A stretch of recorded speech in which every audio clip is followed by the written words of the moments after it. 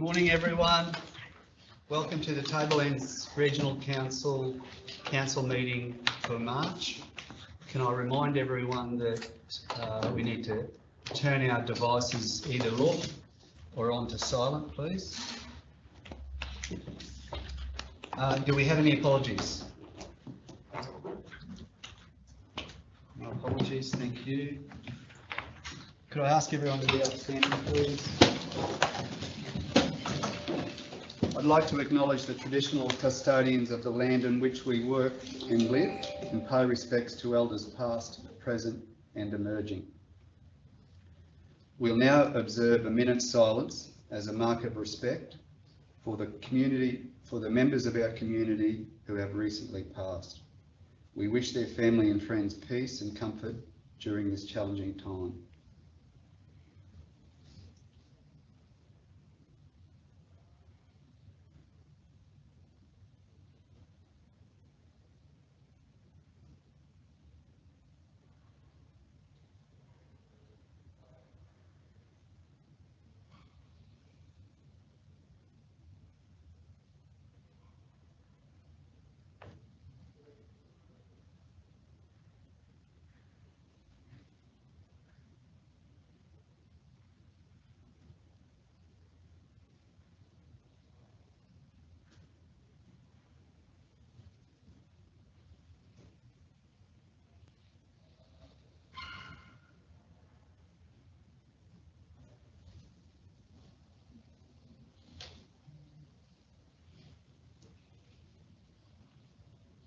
Thank you.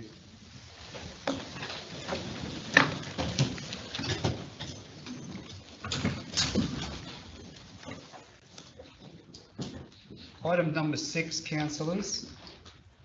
Declarations of any interest by councillors and/or senior council officers. Councillor Lang. I'd like to declare a conflict of interest regarding item 12.1, the community project request for the Tolga Historical Society concerning the new sheds for the steam engine.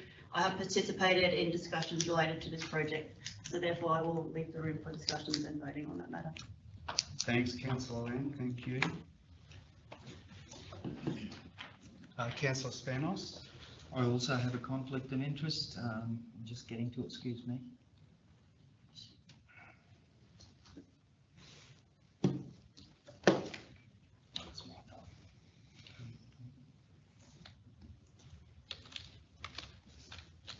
Excuse me. Oh, here we go.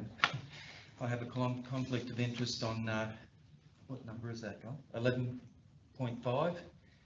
I'm currently employed by the Coal Motor Group, so therefore I'll be leaving the room when that is mentioned. Thank you. Thanks, Councillor Spanos.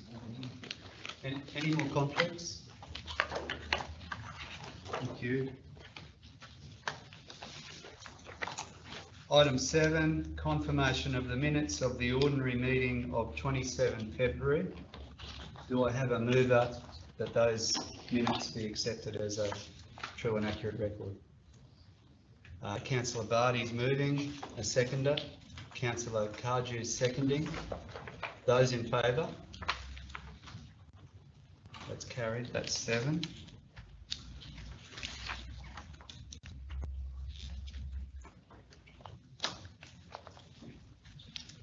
Brings us to item 8, business arising, actions out of the previous meeting minutes.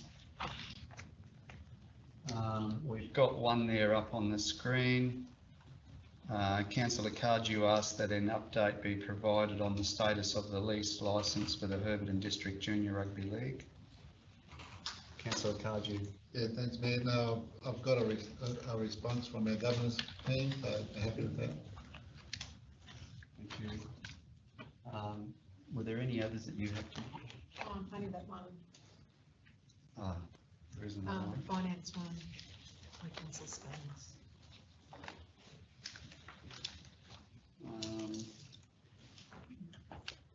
Where is that one?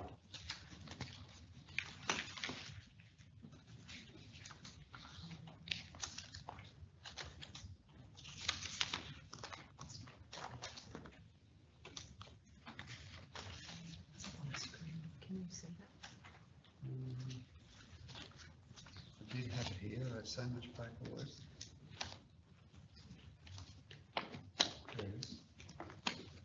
Is this the one from Manager of Finance? Yes. Yes, so,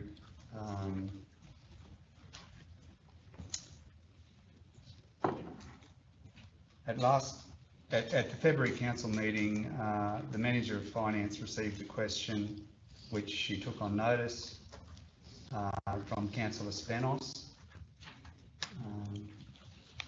So this one here, Councillor Spanos, have you got a copy of that? I have got that response? Yes, Yep. and I'm happy with that. Yes. You're happy with that response? Yes. She explained it to me fairly quickly. So, Very good. Regarding fleet yes. revenue and facilities, water consumption? Yes. Thank you. Okay, thank you, Councillor Spanos.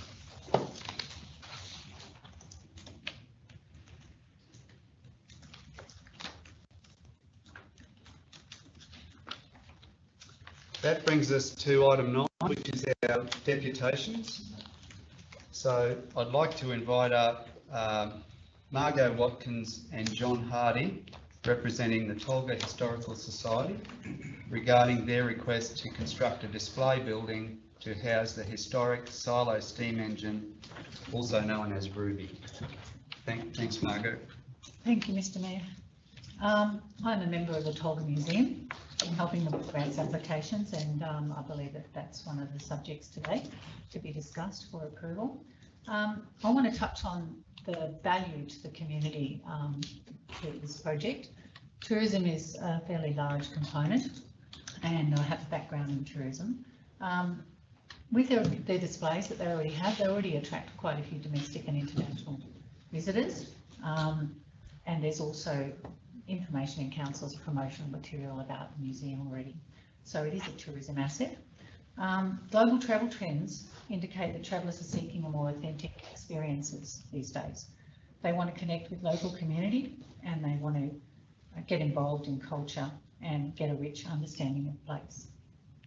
So tourism and culture have become inextricably linked. It's partly due to that greater increase in culture, in interest in culture, but also in the face of globalisation, people are wanting to connect more closely. So more travellers are wanting to experience an intimate cultural experience, not just look at the view. So this is older statistics, but basically when a country markets cultural tourism in their marketing strategy, they have a growth of about 60% more tourism because they've included culture in their marketing. Tourism Australia already is doing that, so that's great. They've recognised that in recent times, and they're really marketing and promoting cultural tourism. International travel, the stats from the last 2 years from Tourism Research Australia, says that 3 in every international visitors are now visiting a museum or a gallery. So that's a really large percentage of our international tourists.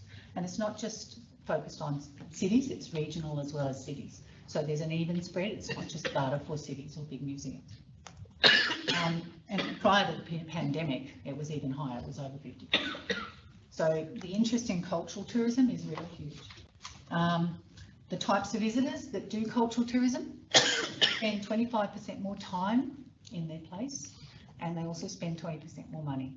So they're a much more high value visitor to our region. Domestic tourism has risen in the last 2 years by 9%, nearly 10%.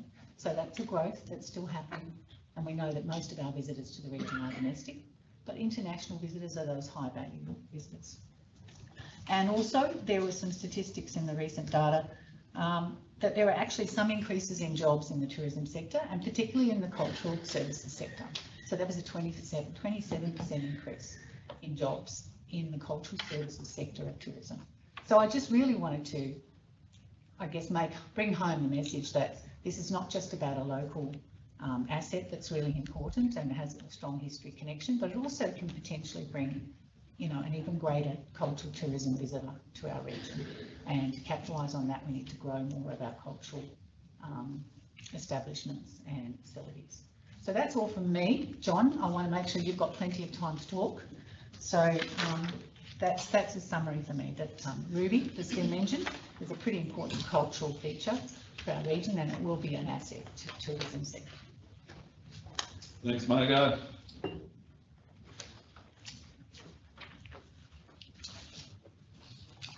Morning, everybody. My name's John Hardy. I was transferred to the Atherton Tableland in 1968 from State Farm Road Billawheeler to State Farm Road Kiroi. So I think they're the only two State Farm roads in Queensland. But anyway, that's my background. And during that time, I did a lot of field crop research at the Kiroi Research Station, which I'll mention today. And believe it or not, we still have a research station out there. We're just going back to our Tableland history, 1880s. Yes, we had settlers come here to go into the Palmer River, Goldfields, Hodgkins, and up here to the tin fields up at Herberton. The land at the southern end of the tableland, our timber cutters went in there in the 1800s to get the red cedar, which grew prolifically in the dense rainforest there. And some of the miners in due course come out when they run out of their mining assets, come out and join them there. Our maize, dairy and tobacco industries were set up by the operating and open crown land by our government, which when you think about, under conditions which inevitably caused destructions of thousands of acres of valuable rainforest, with consequential land degradation, erosion and invasion of weeds such as we have today with Navura sedge still happening. However, the development of the tableland come about when the rail line comes through here into Mareeba 1893, into Tolga and Atherton here 1903, out to Kiroi there at 1910, and over to Milla and Malanda at 1918, went over there, and due course up there to Ravenshoe in 1916. The schools and hospitals across the tableland were funded primarily by our local communities, and police stations and local government setups were consequently organised. In the 1900s, the Atherton Township here was established, formerly known as Prior Pocket, and a thriving township surrounded by farms, its own Chinese settlements, shops and services run by both Europeans and Chinese merchants. And you'll hear a lot of Chinese coming out of me today. In that, they had a very important part in the development of our tableland. As I mentioned, southeast parts, all the timber was felled, and in due course, with the aid of the Chinese, the Chinese could get in there, fell a tree, around there they would plant maize, and with their chippos, keep the weeds out and whatever. So they really started the maize industry on the tableland. The occupation of the tableland, our Aboriginal population was disposed of by various means, and some of them were relocated to Mona Mona Mission that still exists today, and down there to Palm Island, which we know all about. Our Anglo-Celtic group, they encroached into the area here. The Chinese gravitated from those goldfields to here, being excluded by legislation and forced from the mining fields to here. And of course, immigration from continental Europe, particularly Guido Pajoli from northern Italy. The Italians come in here, and we also had Yugoslavs and Albanians as well come in here. Don't forget the Greeks. Greeks. Yes, we did have cafes here, Con. Innisfail lad, plenty of Greeks there. Excuse me, John, Yeah, you might. you've got about 3 minutes. 3 minutes, righto. The Atherton Tableland Maize Marketing Board, it was established in 1923 to address the problems of the storage and the growing of maize. And the primary site for the storage of the maize was Atherton here, Tolga behind me, and out to Kiroi. At Atherton, Henry Simons immediately commissioned the construction of a modern plant, thus modernising and improving the efficiency of maize processing. And the steam engine, affectionately known as Ruby, was installed in this site here, And it ran there for 70 years at that site down there, being operated by both World War II veterans, Indigenous people as well. In 1933, the farmers began to rotate maize with peanuts, and in due course there was an influx of tropical rust here, and that's where the Department of Primary Industries come to the fore. Ian Martin, plant breeder, he was given the task of breeding new varieties, which he did successfully, and improved the production of and the yields of maize over the next 70 years. So what I'm just saying that we've been given this engine by the Ridleys, or what's the name again? Vance Rule, yeah. So we want to house at the Tolga Museum, and we've got plans for a great building out there. And what Margot said there in relation to the cultural tourism, I hope you support our application to have that building built there. And I know not only for our Tableland population, but visitors alike, it'll be a great asset for anyone coming to the Tableland here. So I conclude my presentation. Thanks, John. Thanks very much.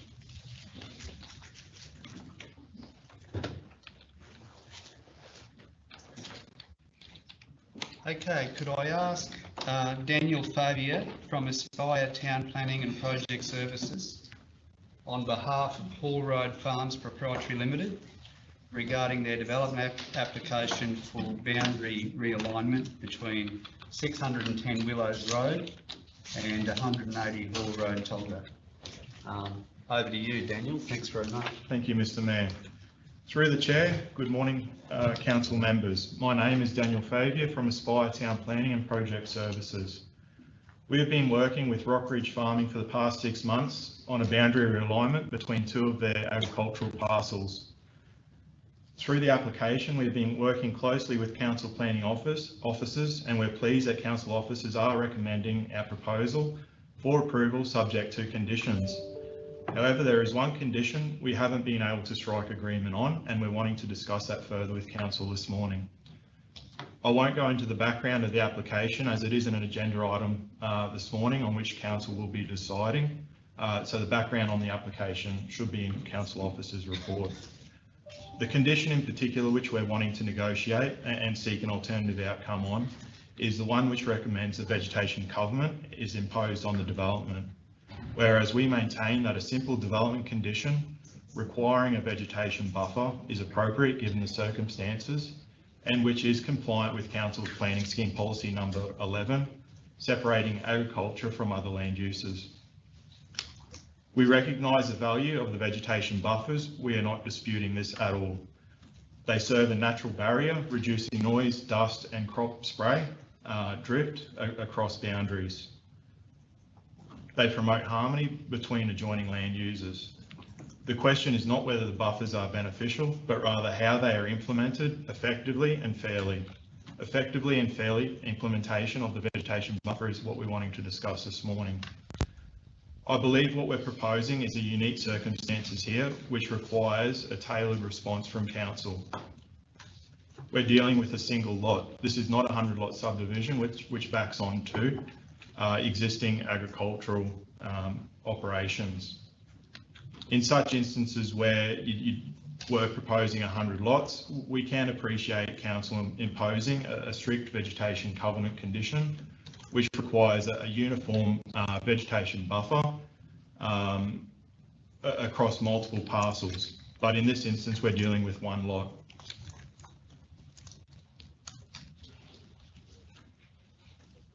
So what we're putting forward here is that a conditioned approach over a covenant approach makes sense in our situation, and this is why it works. A condition is adaptable, number one. A condition requirement allows landowners to design buffers that suit the specific site. A one-size-fits-all covenant risks being overly restrictive or impractical in some cases. Making changes to a covenant requires legal intervention, whereas if making changes to a simple development condition, that can be handled directly by the landowner and negotiations with council planning officers. Two, it's cost efficient. Establishing and maintaining a buffer is a manageable expense when tailored to the property. A covenant, however, imposes legal and other administrative costs, survey, registrations, and ongoing oversight that burden the landowners unnecessarily. 3, enforcement simplicity. Conditions tied to permits or approvals are already within council's regulatory toolkit. They're easy to monitor and enforce through routine inspections, whereas a covenant may require separate legal processes to address breaches. Number 4, encourages compliance. Naturally, landowners are more likely to cooperate when the requirement feels reasonable and achievable, rather than being locked into a permanent legal obligation that might be deterring. In our opinion, mandating a covenant shifts the approach from practical to punitive. It ties up the property rights indefinitely, potentially reducing land value or future flexibility of the owners to use their land. A question here is, what if Rockridge Farming wish to shift boundaries again in the future? A covenant unnecessarily complicates this process, whereas it would be a more simple process through making amendments to a development condition that requires the vegetation buffer in the first place. It creates a bureaucratic layer, legal documentation, registration with titles, and potential disputes that complicate what should be a simple solution. It assumes a forever need when land uses or agricultural practices might evolve over time, rendering the covenant obsolete or overly restrictive. What we're putting forward here today is a balanced alternative. We recognise the importance of the vegetation buffer. However, how it is imposed and managed is important in this situation. In requesting this deputation to council, we have put forward an alternative condition option for consideration. I'm not too sure if this has been circulated within the team, but I do have a number of copies here with me if I'm able to circulate it.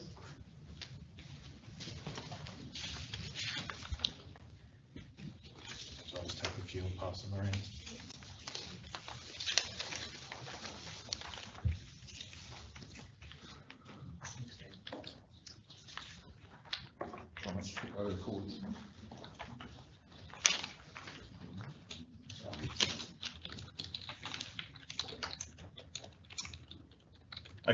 A conditioned vegetation buffer strikes the right balance in our opinion. It delivers the environmental and social benefits which we all want, while keeping the process practical, cost effective and fair for landowners. A covenant, while well intentioned and does have its place in such cases as a large subdivision, adds complexity and rigidity that could hinder rather than help the outcome. I urge council to adopt the simpler, more adaptable approach of conditioning this requirement rather than imposing a restrictive covenant. I also just wanted to add, council has the option of imposing a rates notation on any development approval, which effectively is an alert for future prospective purchases of land regarding council's conditions and requirements relating to the land ongoing. This is an added safety net. In conclusion, a development condition approach to the vegetation buffer is appropriate in our opinion, given the circumstances. It is fair on the landowners and consistent with Council's planning scheme policy number 11, separating agriculture from other land uses. I thank you for your time this morning, and I pass back to you through the chair if you have any further questions. Thanks, Daniel. Thank you. Thanks very much. Sorry, there's not taking questions. Yeah, well, there's no questions. None. Thank you. Thank you. All right, that brings us to item 10. Councillors, I've got two mayoral minutes this morning. The first one, it's up on the screen there. I'll read that out, and then be seeking to get support of council on that. This one relates to DRFA funding arrangements for part of the Tablelands Regional Council. On Tuesday, 18 March, we were very pleased to welcome and host Andrew Cripps, the Queensland State Disaster Recovery Coordinator, together with support from staff of Queensland Reconstruction Authority, on a visit to graziers and farmers in the Southern Tablelands area around Inner Hot Springs and Mount Carmel, who were heavily impacted by the severe monsoon event in February. It was important to hear and see the challenges these graziers and farmers faced, and to hear from Andrew Cripps about programs to support recovery of those affected. This included that Andrew informed that impacted primary producers in the Tablelands region are eligible for DRFA disaster recovery grants of up to $75,000. The learnings for the TRC relate to a situation where a particular LGA that's had confined yet significant impacts is not declared as part of a broader disaster event. In such circumstances, the need for individual landholders to complete the DPI impact survey is paramount. It was this evidence from primary producers that provided justification for eligibility to DRFA grants and empowered Council to advocate on their behalf. Council has also now activated its disaster recovery group to assist in the recovery journey ahead. The visit was arranged on reasonably short notice, and I wish to acknowledge the work of Sarah Dean, Council's Senior Advisor, Emergency Management, and also to extend a thank you to those graziers and farmers who met with us and Andrew Cripps, many of whom travel long distances, and some arrived having needed to travel by dinghy due to the ongoing flooding at the Kashmir-Kirrama crossing. So, councillors, I move that mayoral minute be adopted by council. Anyone wish to talk to that? Those in favour?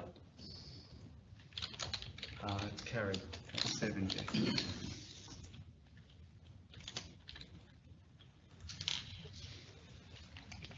The second mayoral minute I've got, councillors, relates to advisory committees.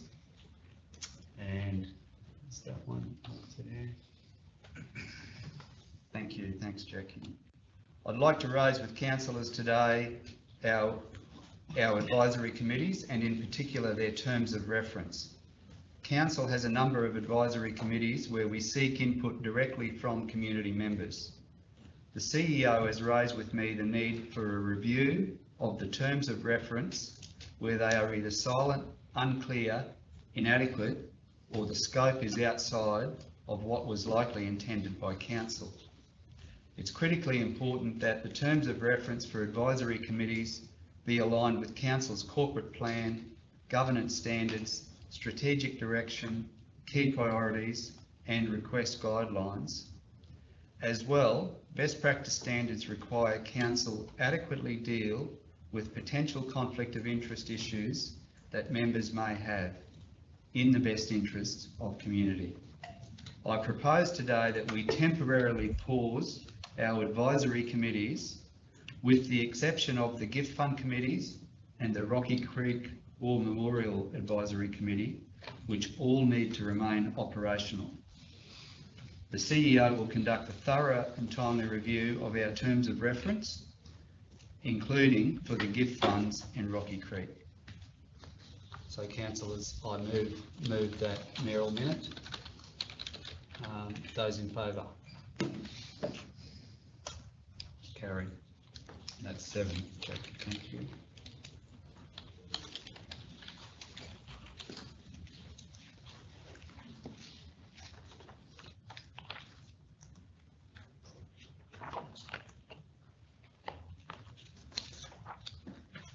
That brings us to item 11.1, the Chief Executive Officer report. I'll hand over to the CEO to deliver her report. Thank you very much, Mr. Mayor, and through the Chair. I'm very pleased to present the Chief Executive Officer report for March 2025 Ordinary Meeting of Council. This report serves as an important opportunity to provide an monthly update to our community on some of the key initiatives that we have underway. Regarding budget preparations, so budget preparations for the 2025-2026 financial year are well underway.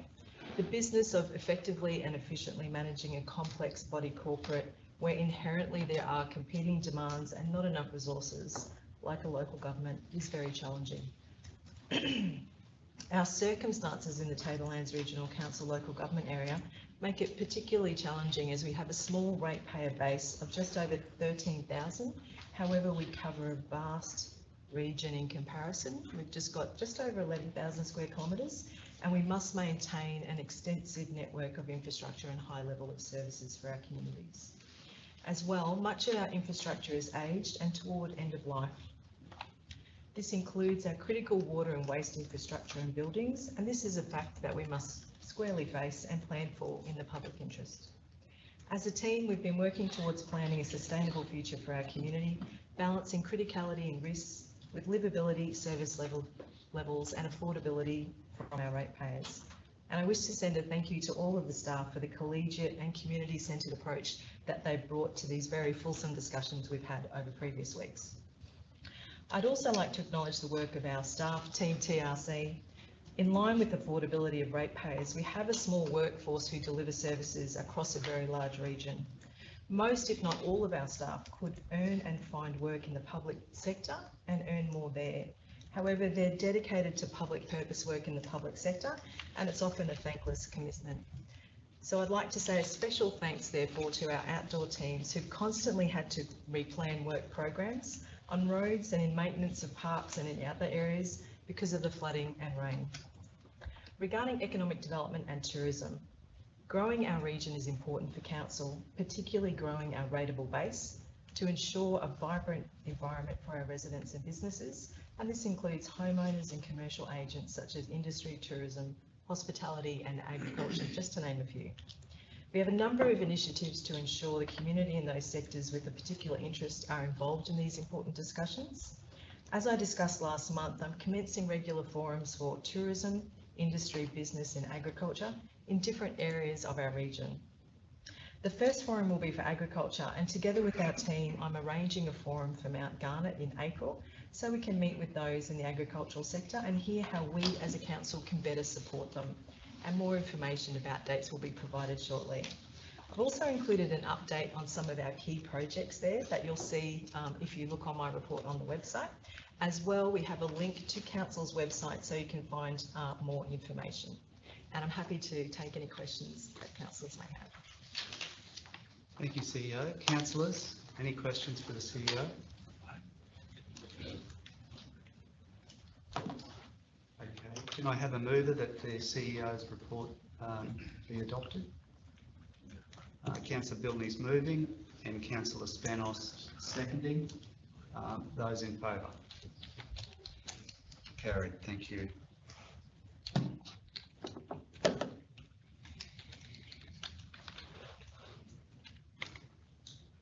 Okay, councillors, what I'd like to do now is I'd like to set aside the standing orders, move a procedural motion that we set aside the standing orders so that we can bring item 12.1, the Tolga Historical Society, new shed for historical steam engine, CRN/25/01374, so that we can bring that forward and deal with that matter now. And once we complete dealing with that matter, we will return to our original agenda, which will take us then to 11.2. But can I have a vote on whether councillors will allow that setting aside of the standing orders for that to happen? Those in favour? Carried. Thanks.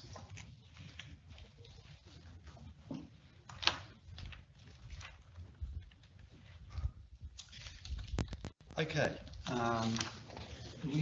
Thanks, Councillor Lang has a conflict. Thank you, Councillor Lang. Thanks, Shane. I'll ask our officer to talk to this report, if that's okay. Yep. Yeah. Thank you, Mayor. Thank you.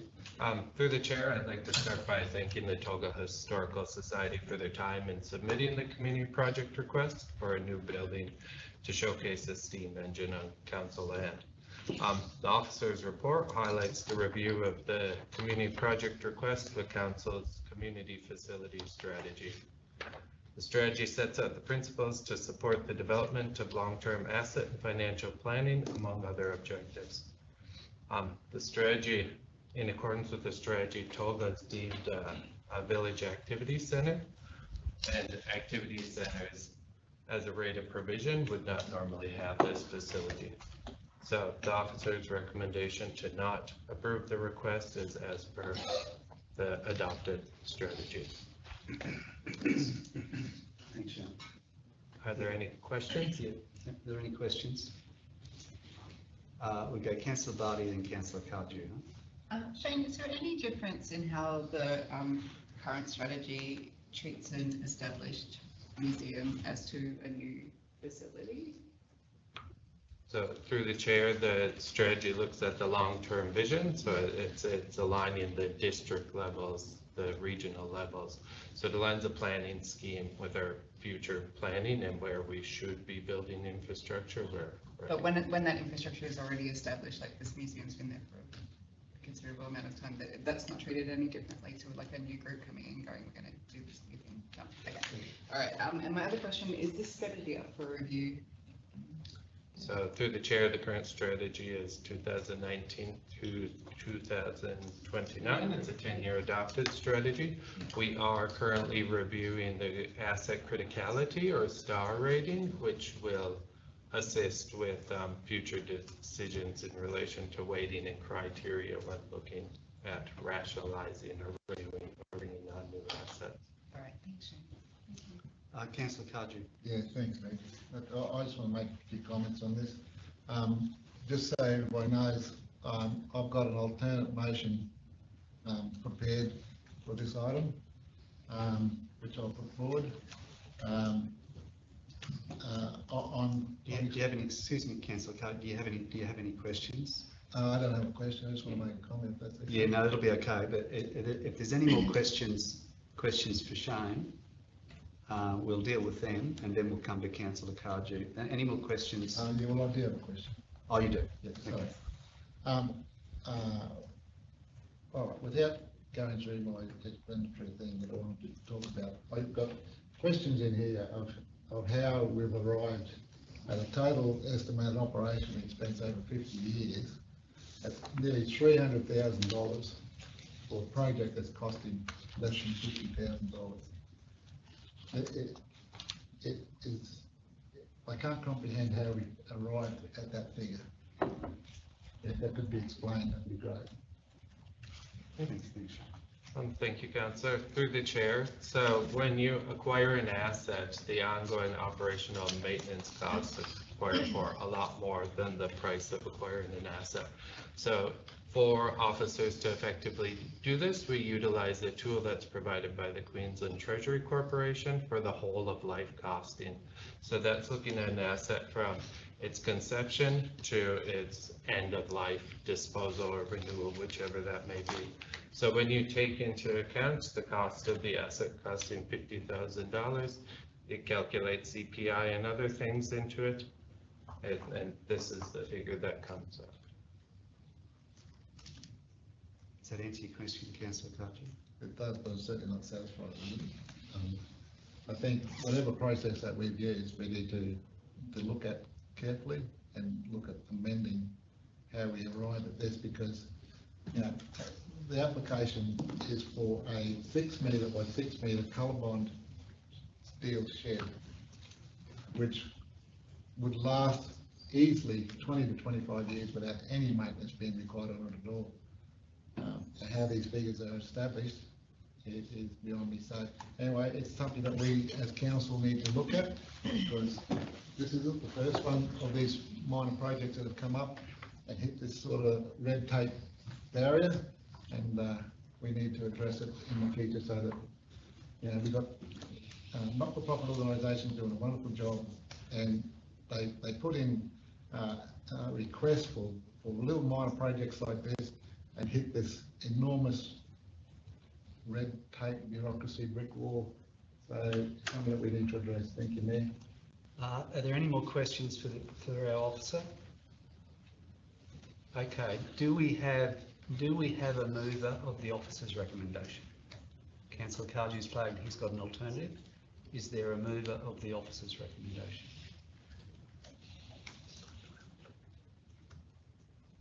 So So Councillor Cardew, I think I'll ask you to move your alternative. Thank you, Mayor. Alternative. It's on the board, I'll read it out. I'd like to move that council approve the Talga Historical Society's community project request to build a 6 metre by 6.3 metre colourline shed to house the historic Atherton Mays silo steam engine on Tablelands Regional Council property located at 88B Kennedy Highway, Talga, on lot 10 on SB 276721. Thank you. Thanks. So Councillor Cardew's got a motion that's up on the screen there. Do we have a seconder for that motion? So Councillor Spanos is seconding. So we've got a mover and a seconder of the alternative motion. Does anyone wish to talk against?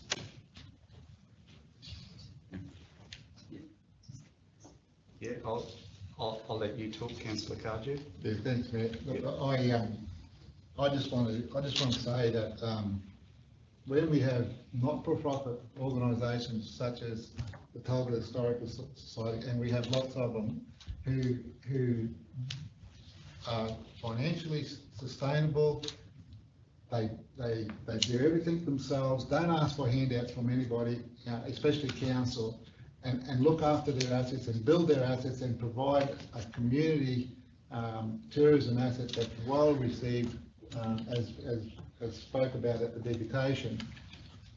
I am more than happy to support those types of community groups who are self-sufficient and look after themselves and look after the buildings and do the maintenance on them and present them in a clean and tidy state. I think it's great, and we should be supporting those types of community groups.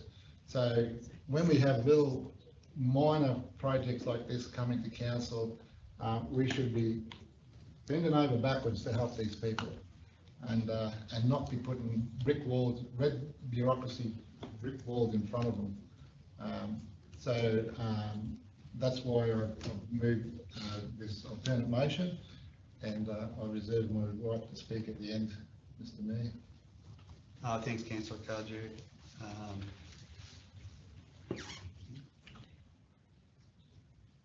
Yeah. Do we have anyone who'd like to talk against the motion?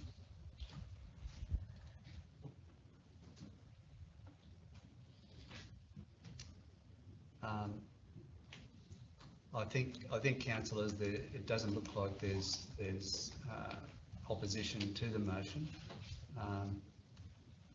Would councillors like to talk for the motion before we go to the vote? Councillor Billing. Yeah, through the chair, I support excuse me, the alternate motion.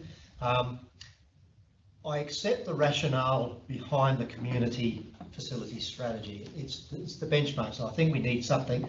But in this particular case, the museum is already in existence, well beyond when that strategy was completed. So in my view, I think it becomes a little bit redundant in this instance. If it was a greenfield site, yes, that would have a stronger validity, I think. For me, this is a natural expansion of the museum and does provide the opportunity to showcase something that's very important in the Tablelands history. I recall when the steam engine was located in the silo shopping centre in the foyer there. When it was removed, there was substantial community angst about what was happening with that piece of infrastructure. So it'll be great to see Ruby in all her glory in the shed. So I support it. Fantastic, thank you. Any other councillors wish to talk? I think we've covered it. Yeah. Look, and from my experience, this was first discussed when I was on council during my first term, way back in that 2012 term, when the silo complex was wanting to move the mill out of the silo complex and we're looking for a home, and so it does go back quite a long way, and it certainly is a piece of our agricultural and maize history. So it's a great thing that we might find a place for it. Would anyone else like to talk, or will we go to the vote? Okay. Those in favour? That's carried. Thank you.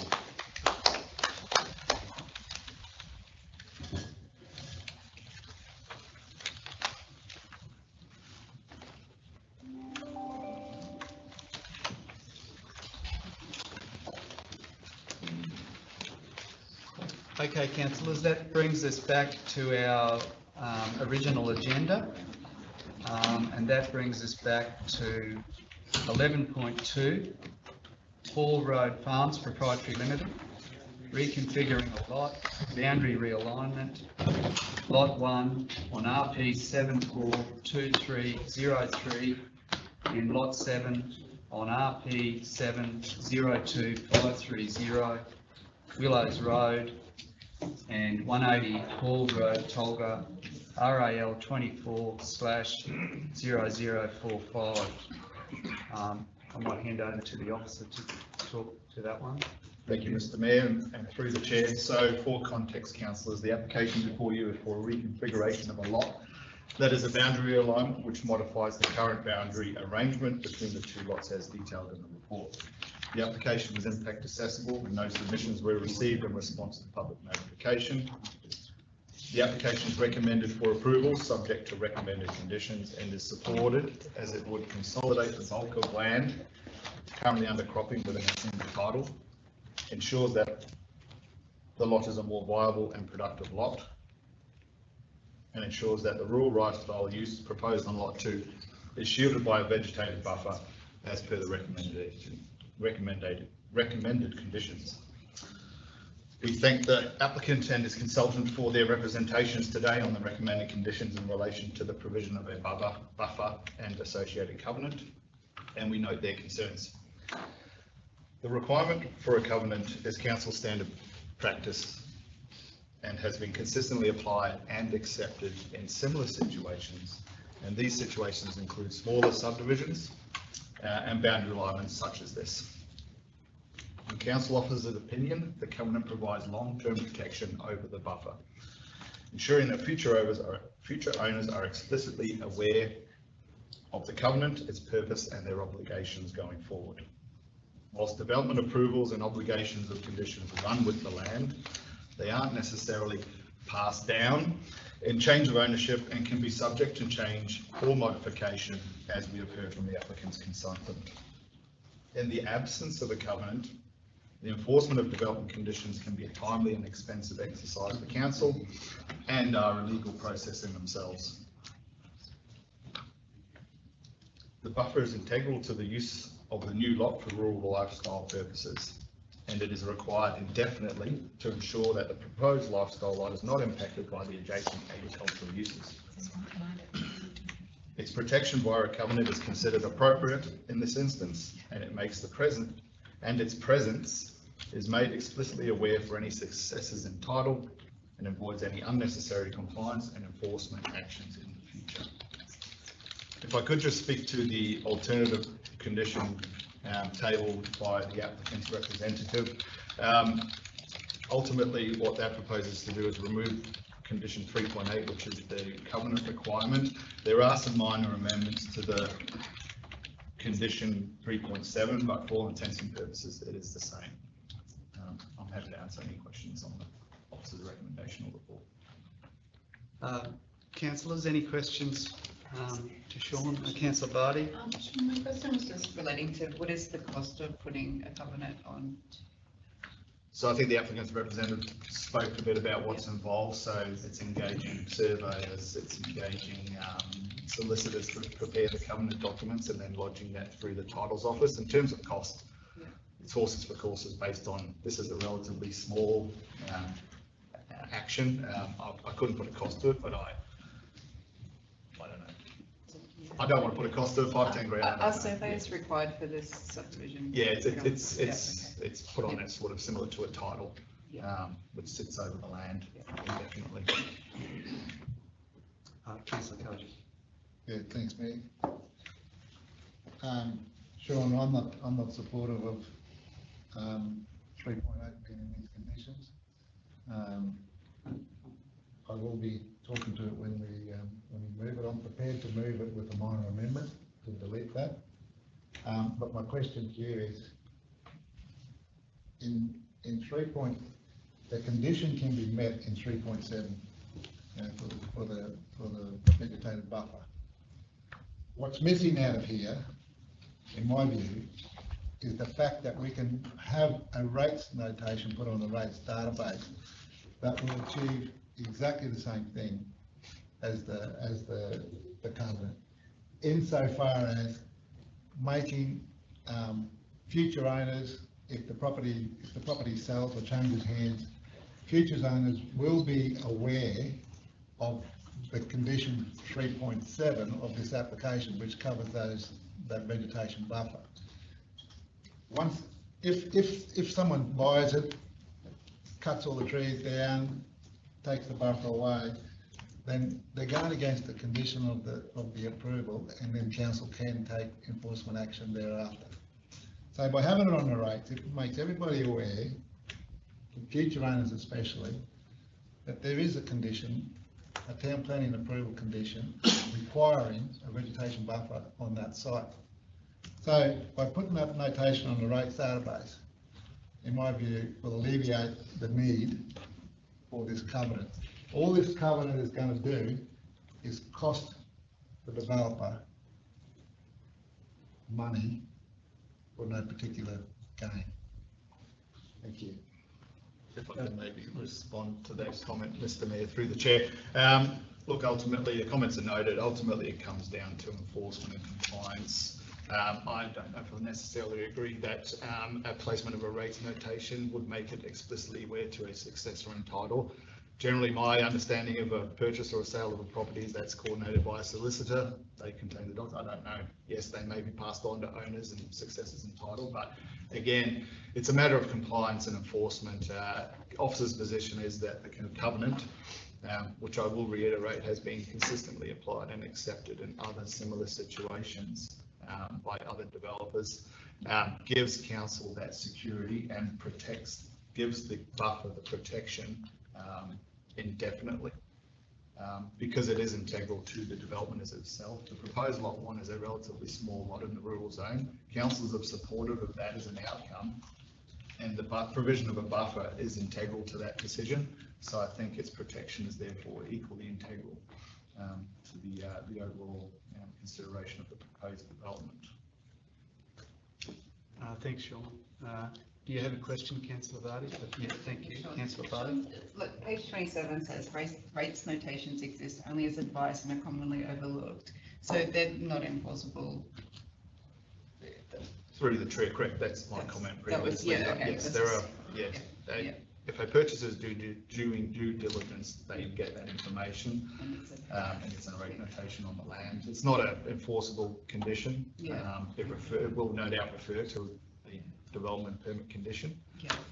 But again, I think our officer's position is that the covenant avoids any ambiguity around enforcement or compliance down the track in the absence of a condition, if that becomes an issue, which are costly and timely exercises with the engagement. Lawyers generally by council, and those costs are borne by council in the future. Thank you.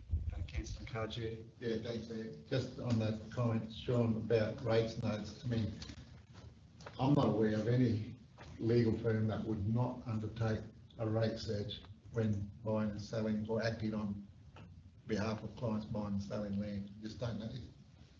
Not heard of.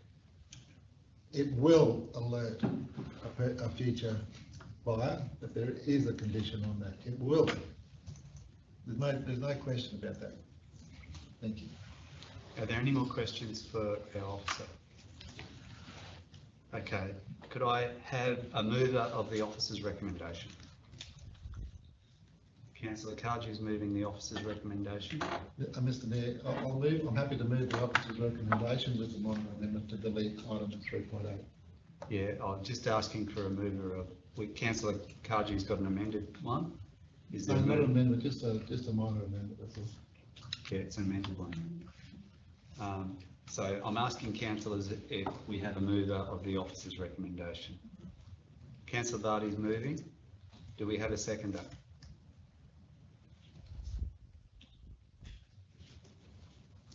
Councillor Lang is seconding.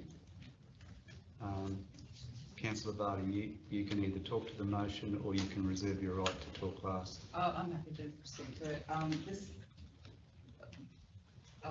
These barriers between conflicting land uses comes up a lot for me, and that there's that extra protection on it, that it's not removed. I think that makes sense. It's something we've put in elsewhere. I'm happy to support the officer's recommendation on this. Thank you. Councillors, anyone else like to talk? Anyone like to talk against it? Councillor Cardew's got an alternative motion. Anyone else other than Councillor Cardew?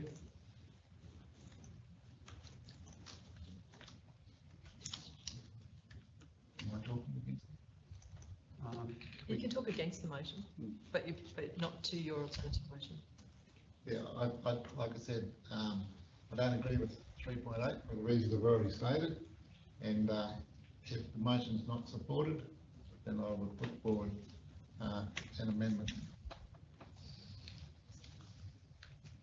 Councillors, final call. Anyone like to talk either for or against to the officer's recommendation?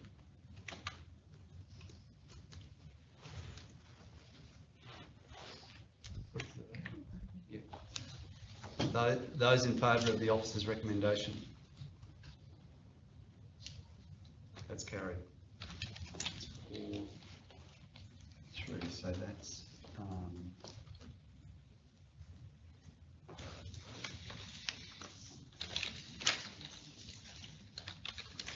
so that's Councillor Hayden, Councillor Cardew, and Councillor Freeman.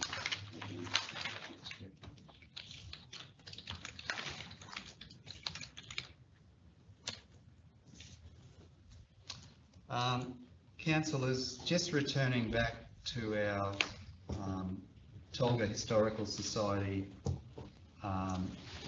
matter that we dealt with before this one, there was something that I overlooked because we supported a recommendation that wasn't council's recommendation. There is an extra step there. I'll ask the CEO to talk to that. Thank you. Thank you very much, Mr. Mayor, and through the chair. So with reference to Standing Order 18, I know this sounds very legalese, but in accordance with Section 24H of the Local Government Regulations 2020-12, if a decision made at a meeting is inconsistent with the recommendation or advice, and this includes by a council officer, the minutes of the meeting must include a statement of reasons for not adopting the recommendation and or advice. So in this case, I've briefly summarised that an exception is made to the officer's recommendation in this instance, given the low cost and high interest of the community. It's just a brief summary. It's open to you if you've got other reasons, but we must include some reasons in the minutes.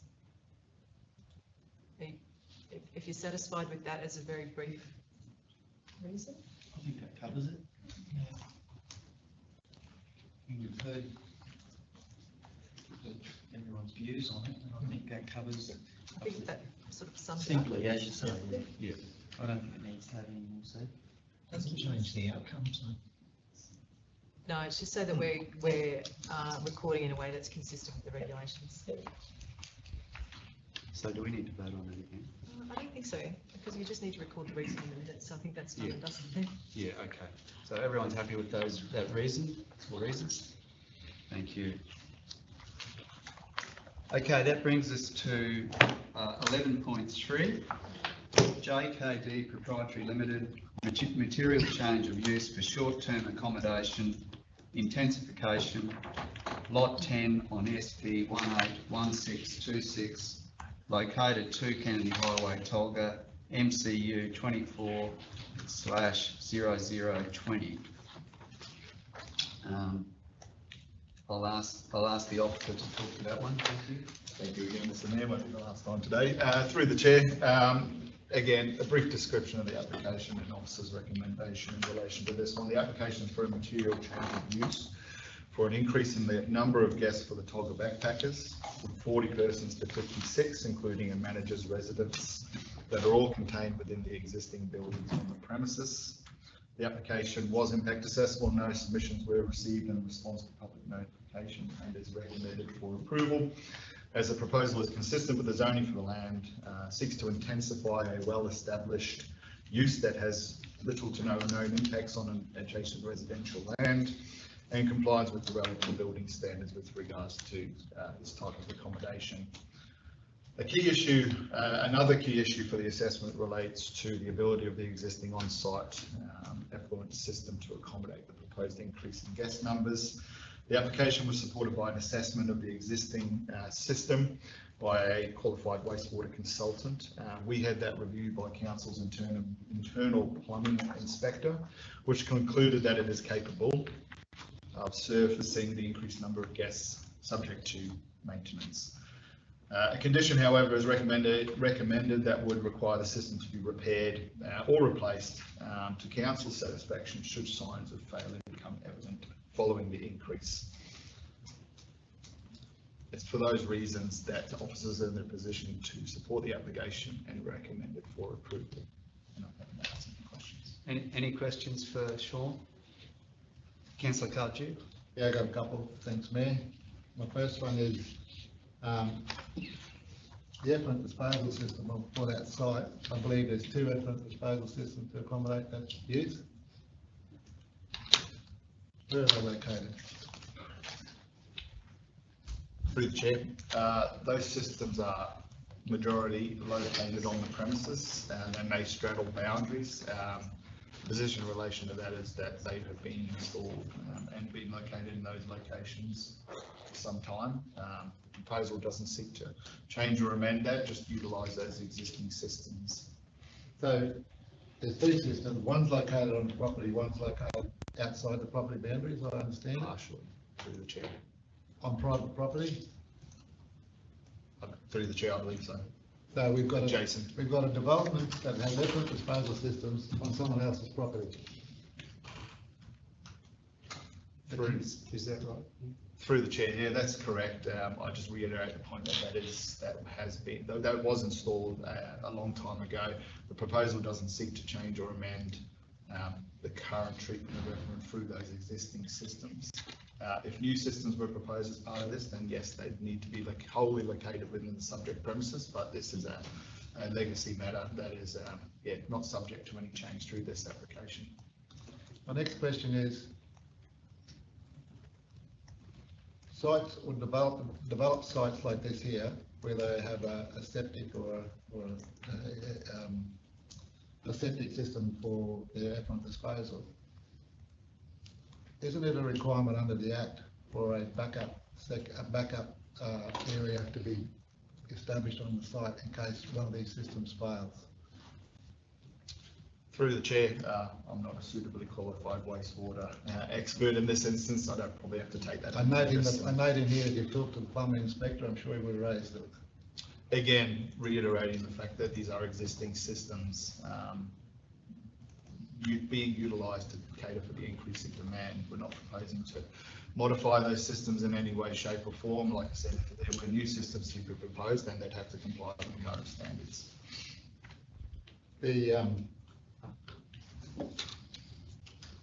Some time ago when I was the building certified with Table Ends Regional Council out in Shire back in the day, I had dealings with this out here with the failure of the system on the private land. So this report says that if one of the systems fail, then they're to suspend the use until such time it's repaired. Is that correct? Through the chair, yes. So my question is, where are they going to put another system if one of these systems fails? Because we are approving expansion of the use by 16 people, which is a lot of extra water going into a effluent disposal system, especially a septic system. Where are they going to put it? Through the chair,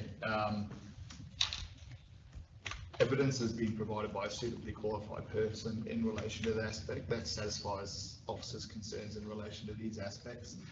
Consideration of a future scenario which may or may not happen isn't subject to consideration as part of the application. If the system fails, the condition is there to deal with that. In terms of future location of systems and alternatives, noting that on-site treatment may not be the only alternative in that situation in the future, is subject to consideration at the time, and they'll need to get their necessary plumbing and drainage permits at that time to deal with that. Do you think that if council approves this and the system fails, that we are not open to liability risk because we approved an application intensifying the use, putting more pressure on a system that had already been known to fail? Do you think that there would be liability back on council if the system fails and they can't, and they don't have enough land available within the site for another system? Do you think that that's due diligence on our behalf? By approving this, we set them up for failure in the future? I'll go to the CEO to respond to that one. Thank you, and through the chair. So what you've asked is a legal question, so we would not be in a position to answer that at this time. What I can say is taking into account the materials that council officers must rely on as assessment managers, they've made a decision consistent with those materials.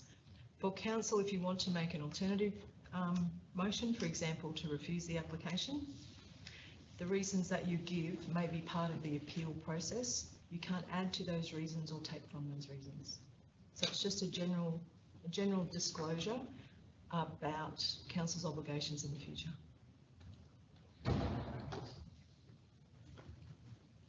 I accept that, and I don't want to knock the application back, but I'd like an additional condition put in to address this issue.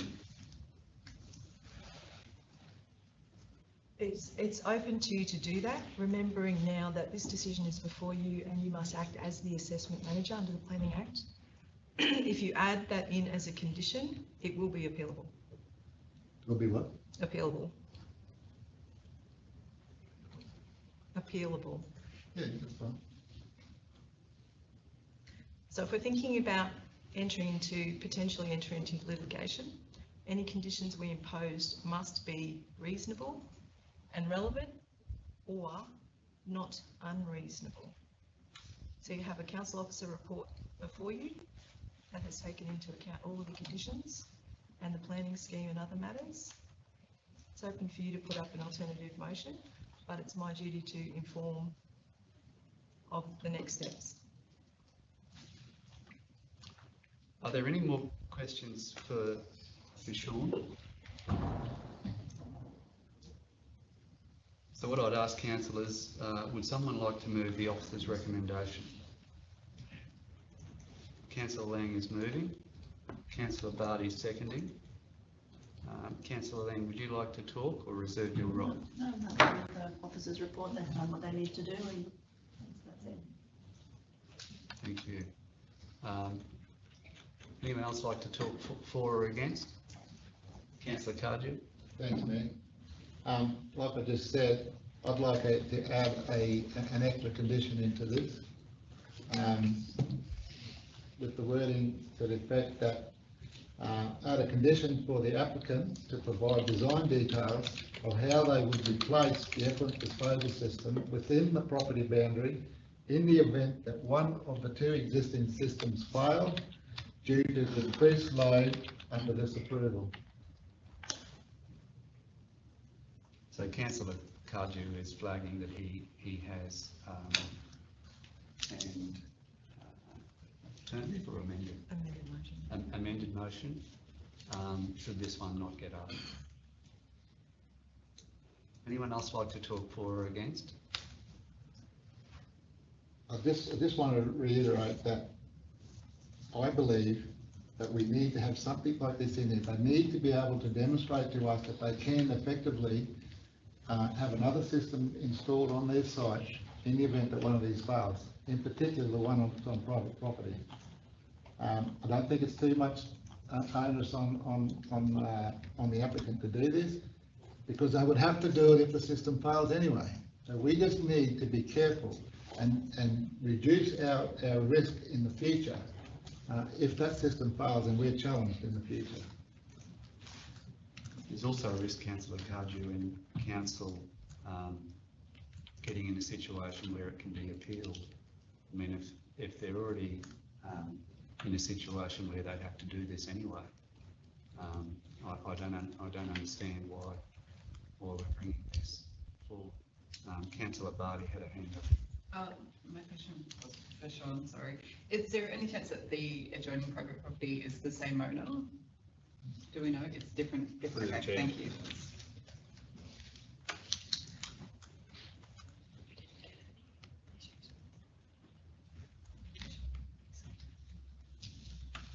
Through the chair, yeah, obviously subject to public notification, the opportunity was there for adjacent owners to submit on the application, and obviously no submissions were received. And they're obviously aware that there is that effluent disposal system on their property. Yeah. Okay, councillors, we've got a mover and seconder of the officer's recommendation. Those in favour? Carried. That's 6. Jackie, Councillor Cardew.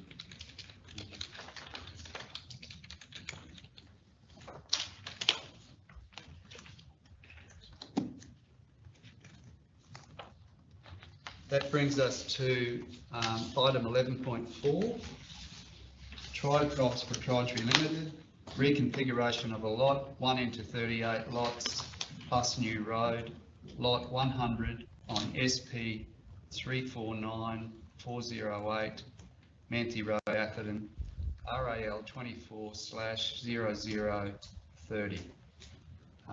I'll ask Sean to talk to that one, thank you. Thank you again, Mr. Mayor. Through the chair, councillors, the application for another reconfiguration of a lot that will create 38 high-impact industrial allotments in the Atherton Industrial Estate. For background, and it's contained in the officer's, detailed and discussed in the officer's report, a preliminary approval exists over the premises to establish industrial development use rights where it was previously zoned rural. Under an old scheme in 2022, stage 1 of the development is being completed, and this application relates to the development of the balance of the land. The application was subject to code assessment, and is recommended for approval. We understand that the applicant or the applicant's representative contends some of the recommended conditions, particularly in relation to access and external works required to Manthi Road. In response to that, officers assert that the recommended conditions regarding Manthi Road offer alternative road and access arrangements for the development in response to the anticipated future use of Manthi Road, and in particular, the closure of the Kennedy Highway and Manthi Road intersection. Councillors, ultimately the development represents a significant economic opportunity for the region, as the delivery of a substantial number of industrial lots supports local business growth, attracts new investment, and creates numerous employment opportunities, and is therefore supported. I'm happy to answer any questions you may have. Thanks, Sean. Are there any questions for Sean? Councillor Cardew? Thanks, Mayor. I've got 4 questions. The first one relates to stormwater. In the report here in 4.2, it said that there's that the stormwater drainage infrastructure must be constructed substantially in accordance with the approved stormwater management plan undertaken by Trinity Engineering. So my question is, this council is more than well aware of the impact to the downstream property on, I can't remember that name of that road, Alan Agnew's property from the industrial estate. Stormwater has been washing him out for many years. Where's the stormwater from this development going to go? Is it going to increase the amount of stormwater that he's going to receive through his property through this development? Through the chair. To start off with, I'll just be explicit to the standard this development has to satisfy, which it has to result in a non-worsening impact on adjacent land. So with that being the standard, there obviously has been some work done with regards to stormwater through the preliminary approval, but also through this application.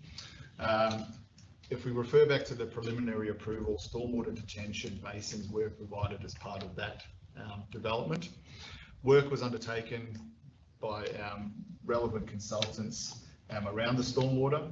Those detention basins were removed, and the alternative is, and this is also expressed through the current planning scheme requirements, that the development of these industrial lots will require on-site stormwater detention to be provided as part of those.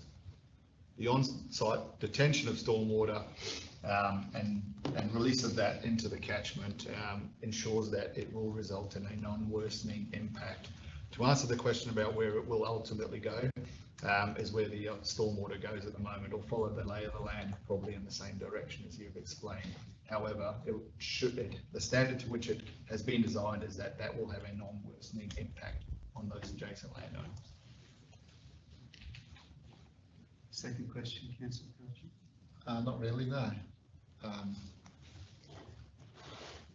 We've been around a long time. We've had lots of these applications. I've dealt with stormwater most of my working life. It's easy to put a condition on an approval to not have a non-worsening effect. I've yet to see one where it doesn't. There's no detention bases, they were taken away. I'm not against this application. I just do not want to see Alan Agnews' property being flooded even worse than what it is now from stormwater generated from this development. Do you have a question, Councillor Tardy? Yeah, well, I want to know what we're going to do with that stormwater if it's going to go down into Alan Agnews' property. Through the chair, hopefully I've answered that question. Okay. I may just highlight the stormwater detention measures proposed downstream of the site as part of the development of adjacent land. So there are stormwater detention basins provided as part of that development. So if the discharge from this development is to that development, it will be captured in additional detention measures. I'll give a question. Do you consider that the stormwater conditions in this report could be strengthened to ensure that happens? Through the chair, I believe that appropriately qualified people have assessed that and provided the necessary information to officers in the assessment of the application. Thank you, Sean. My next question relates to what conditions or provisions were provided for in the approval of Floriense subdivision to access Manthey Road from the lots adjoining Manthey Road? Through the chair, for context in relation to the councillor's question, this refers to the lot immediately to the south, lot 901. It's discussed in the officer's report, but to discuss the conditions that were imposed on that development with regard to Manthey Road, they're twofold. So can I just raise something? I think we just need to be careful talking about this one because I think Councillor Spanos has a conflict. So if we're going to go into that, I think on the neighbouring lot. Mr. Mayor, these are development conditions of the approval which are publicly available information. Okay. I'm just relaying that information. Okay. The decision made. So the development approval that has been issued for that site requires that all lots must be accessed via the internal road.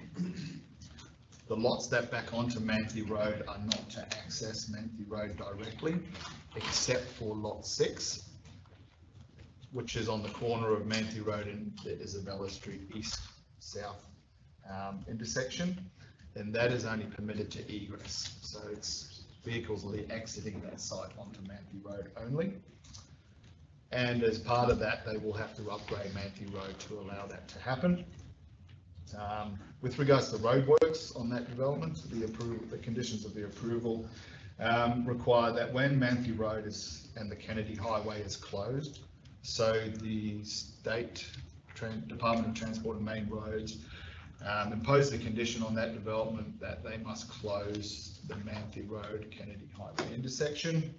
When that happens, the proponent of the adjacent development must close Manthe Road from around 70 metres from the Isabella Street East intersection. And there's a diagram contained in the officer's report that illustrates the section of Manthe Road that will be closed should that development occur in accordance with the conditions. Councillor Clerk. Yeah, my third question is, and it follows on from the previous question, the lots on the Flory subdivision abut Manthe Road, the lots on Tri-Price subdivision abut Manthe Road, it makes perfect common sense to me that those lots would want access in the future to Manthe Road. Having said that, the condition in this report is putting all the owners on Tri-Price to undertake the road construction works if they want to access their lots onto Manthe Road, with no requirement in the previous application for Floriense to do the same. So if Tri-Price wants to develop and do Manthe Road, they're going to be, the report's saying they've got to be up for the total cost of the reconstruction of that road to support access to those lots. Once that road's fully developed, the lots on the other side of the road will have access to their lots as well with no contribution to the road. What makes this application different to the other one? I'm actually happy to take that. So on a general basis, it's first in time. This development will have use of trunk infrastructure and things like that road, and this takes into account that it will increase the capacity needed for that road to the benefit of the developer. And it's entirely normal that, and it's really a timing thing. And it's similar with the Manthe Road. You will have competing conditions in different permits. It's not uncommon for developments to not go ahead, which is why you might have two different sets of the state imposing two different levels of conditioning for developers, and then we do something. So it's really on a time basis, and it's entirely appropriate that a developer bears the cost of the increased use of that road for their development. And in addition to that, and through the chair, so similar conditions were placed on the adjacent lands development approval because of those conditions I mentioned in response to the previous question. So the development approval does not permit access to Manthe Road and requires its closure. Therefore, there's no reason to impose an upgrade requirement on Manthe Road given those conditions. I may just also highlight proposed condition 4.4E, which tries to cover that event whereby the development of the adjacent land occurs prior to this development. So if the development of the adjacent land occurs and Manthe Road is closed, condition 4.4E allows this applicant to amend their plan such to remove any access to Manthe Road because it will be closed to vehicular traffic at that time. So that's the alternative arrangement that's being proposed to deal with the development of adjacent land that might occur before this one. Thank you, Sean. My final question, Mr. Mayor. I'm led to believe a request from Tri-Price for conversion of Isabella Street East to trunk infrastructure in the past was denied. Can you please provide some insight why this was denied and what makes Floriense's application different? Through the chair, it's probably important to note, councillors, that council never received a formal conversion application for Isabella Street East, and that is purely likely because that was delivered prior to changes to the Planning Act, which introduced the conversion application process. So the road was built prior to that. We have received subsequent requests to recognise it as trunk, and we may look at that as part of the current LGIP review in place. And that's really the reason there was no consideration of that at the time. Councillors, do we have a mover of the officer's recommendation? Oh, sorry. Yeah, Councillor Bowe. so, yes, John, I've got questions about stormwater as well, raised by people in the existing sort of subdivision area there. We talk about non-worsening. How is that measured, determined? Is it from complaints by landowners, or how do we determine that? Through the chair.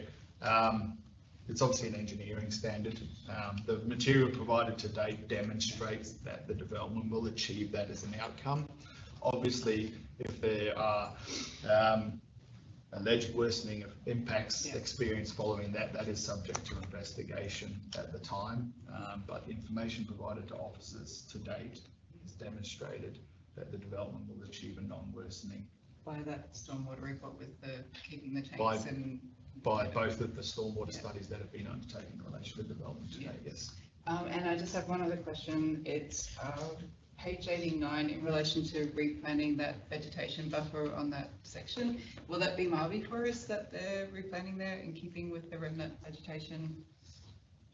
It doesn't say. Through the chair, and I might refer to my senior planner here, there's obviously a planning scheme policy with regards to landscaping and the relevant and required species to be provided as part of that, but in short, yes.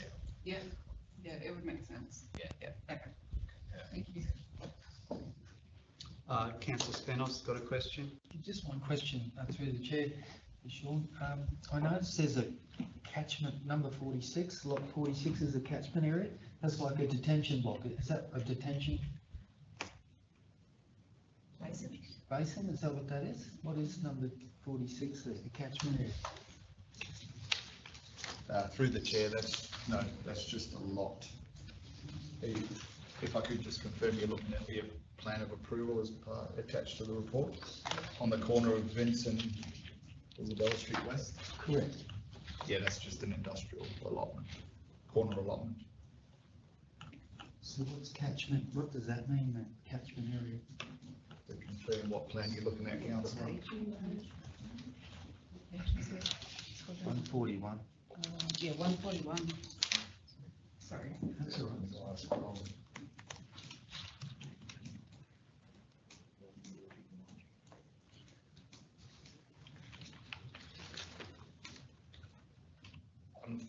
Bear with me, councillors, I'm scrolling. Yes. I'm in the attachments and I'm going to suggest that it's part of the preliminary approval.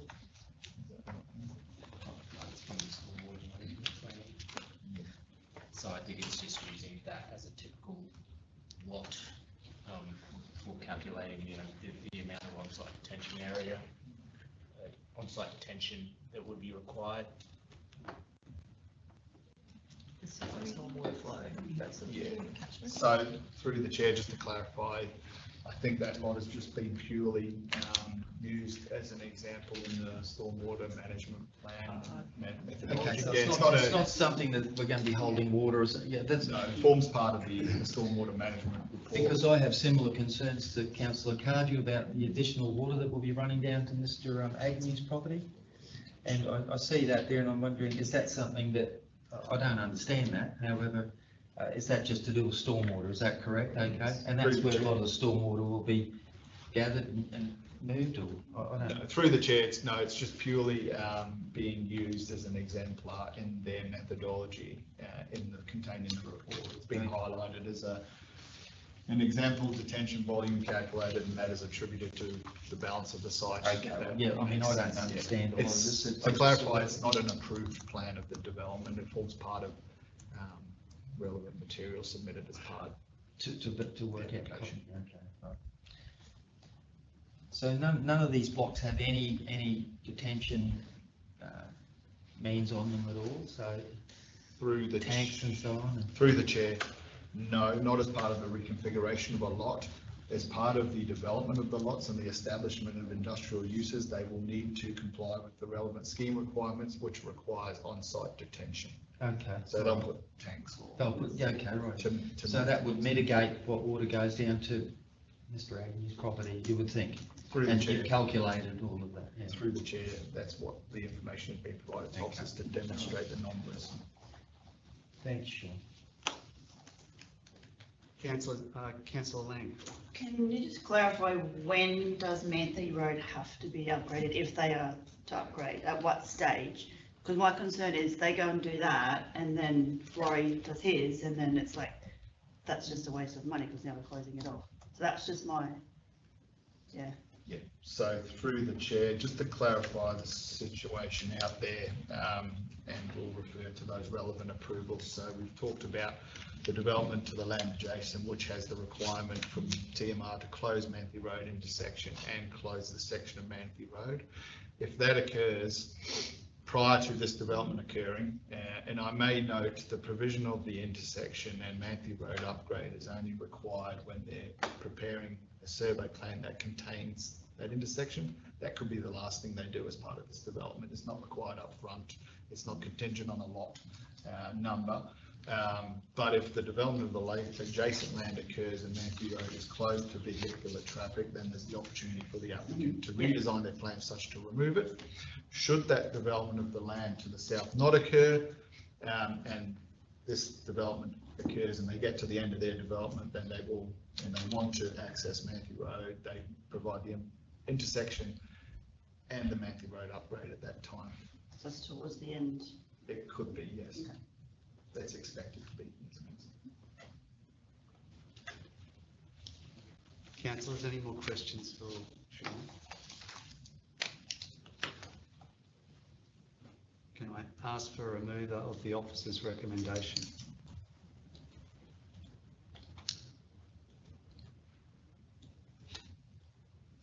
Councillor Billy's moving. Councillor Hayden seconding. Councillor Bilney, would you like to move or reserve your right? I'll reserve my right. Reserve Thanks, your right Mayor. to talk later. Councillor Hayden, would you like to? No, I'm fine. Councillors, anyone like to talk for or against? Councillor Cardew? Yeah, thanks. I just want to reiterate about my concerns and the 4 questions that I asked. One with the stormwater, I definitely don't want to see a worsening effect, and if it does happen, that there's more water going down and affecting the property owner at the bottom of Manthe Road there, then this council's going to be, this council's going to need to do something about it. We've already had issues, we've already had engineers and our council staff out there looking at how we can mitigate this. I believe that the manager for infrastructure, general manager for infrastructure, is looking at alternate solutions to this. Following our meeting some time ago. Through the chair, yes, we are conducting investigations as to how to improve the situation on Manthe Road South and the properties that are serviced by that road. I just want to note for the record that even though if the developer upgrades Manthe Road to industrial estate standard, he's going to have to bear all the costs. Just want it noted that I don't think it's reasonable and fair that the subdivision across the road hasn't got to contribute in some way if they want to access their lots. So those are my couple of comments that I want noted. Councillors, anyone like to talk for or against?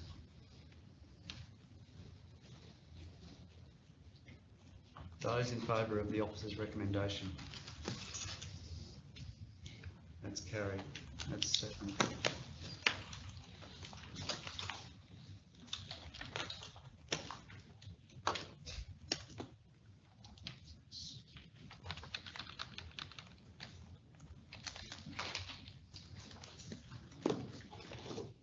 Councillors, we might take a 10-minute break if that's okay. We'll come back at about 1:45, please. Take 10 minutes.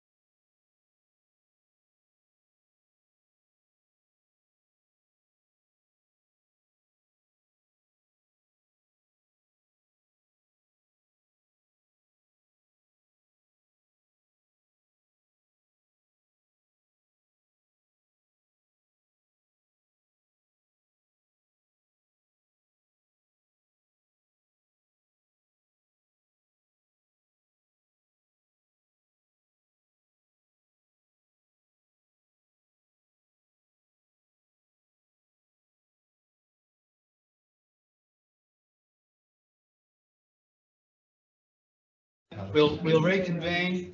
Thanks very much, everyone.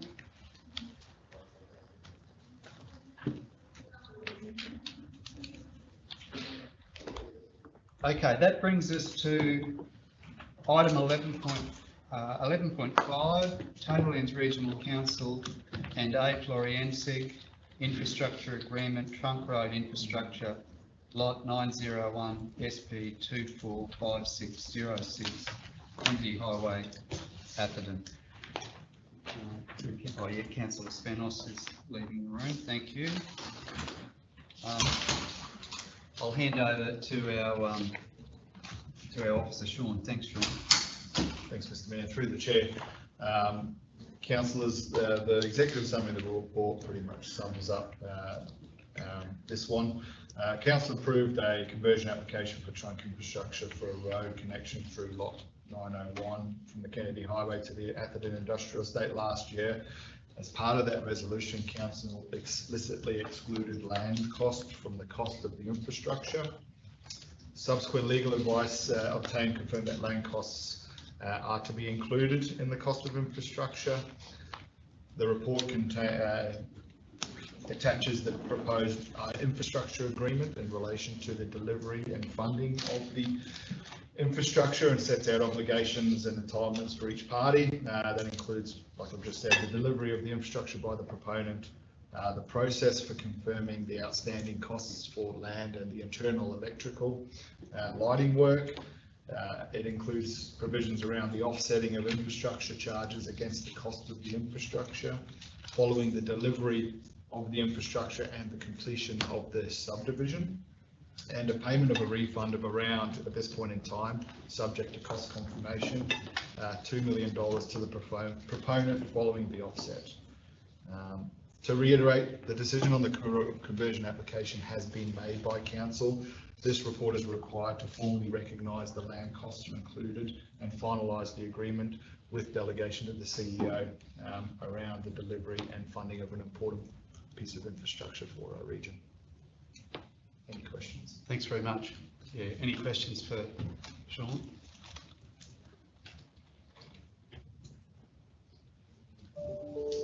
Do we have a mover of the officer's recommendation?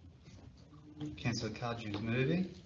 Do we have a seconder? Councillor Lang is seconding. Councillor Cardew, would you like to talk to it or reserve your right to talk later? No, I'll talk to it. Thanks, Mayor. Yeah, look, yeah, we give it a go. Red hot crack about not having the land in it originally. And, yeah, we thought we might have got a bit of a win there, but we didn't. But yeah, this is an important bit of trunk infrastructure, and we need to go ahead with it. With the end game being to have that Manthey Road intersection closed permanently. So yeah, I think it was pretty self-explanatory for what's in the report and what the manager just said. Thank you. Anyone like to talk against the motion?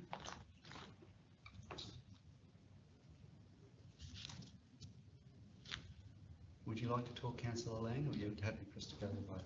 All right. Councillors, those in favour of the officer's recommendation? Carried. That's 6. Mr. Mayor, just this is no more planning items. I'd just like to take a moment, if I could, to thank our Executive Manager for Planning, Sean Lyle. This is Sean's second last day with us. He's leaving us tomorrow and heading back down the hill to where he come from.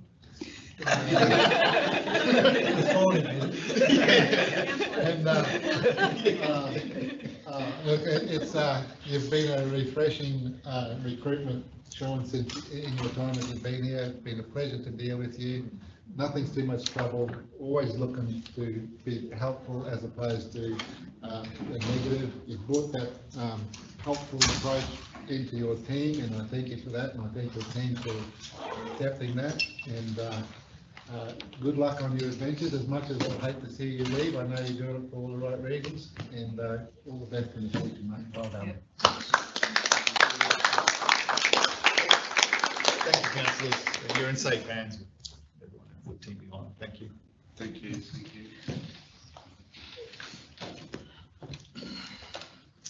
Okay, that brings us to item 11.6, views request, renewal of term lease, lot 64 on CP CW L232, adjacent Perrott Road, Evan. I might ask Evan if you'd like to talk to that, if that's okay. Thank you very much, Chair. It brings me pleasure this morning to bring this report to Council. TRC previously received a request for views from the Department of Natural Resources, Mines, Manufacturing and Regional and Rural Development in relation to a term lease granted by the state to a third party for grazing purposes. The land in question is a camping reserve of which TRC is the trustee. TRC previously advised the state that due to regulatory restrictions on the disposal of non-current assets under the local government regulation, TRC was unable to grant or unable to commit to granting a trustee lease or trustee permit over the land to the current lessee on the expiry of the current term lease. The department has now requested TRC to provide its views in relation to the state itself renewing the term lease. The report sets out TRC officer views in relation to the future tenure arrangements over the land and recommends that TRC advise the department that it has no objections to the renewing of the term lease. Thank you. Are there any questions for you, Brad?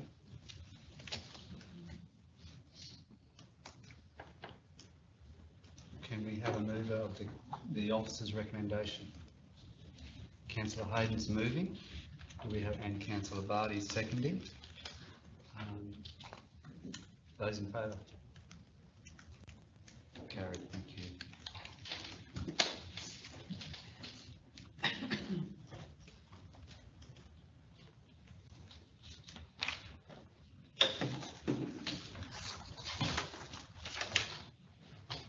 This must be 11.7. Yeah. Capital Projects Monthly Report, February 2025. I'll ask our projects manager of projects, Christy, to talk to that.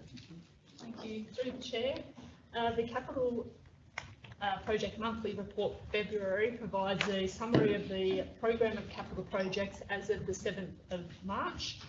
It provides a status update on all projects, including the project description, project stage, project health, estimated start and finish dates, and percentage complete.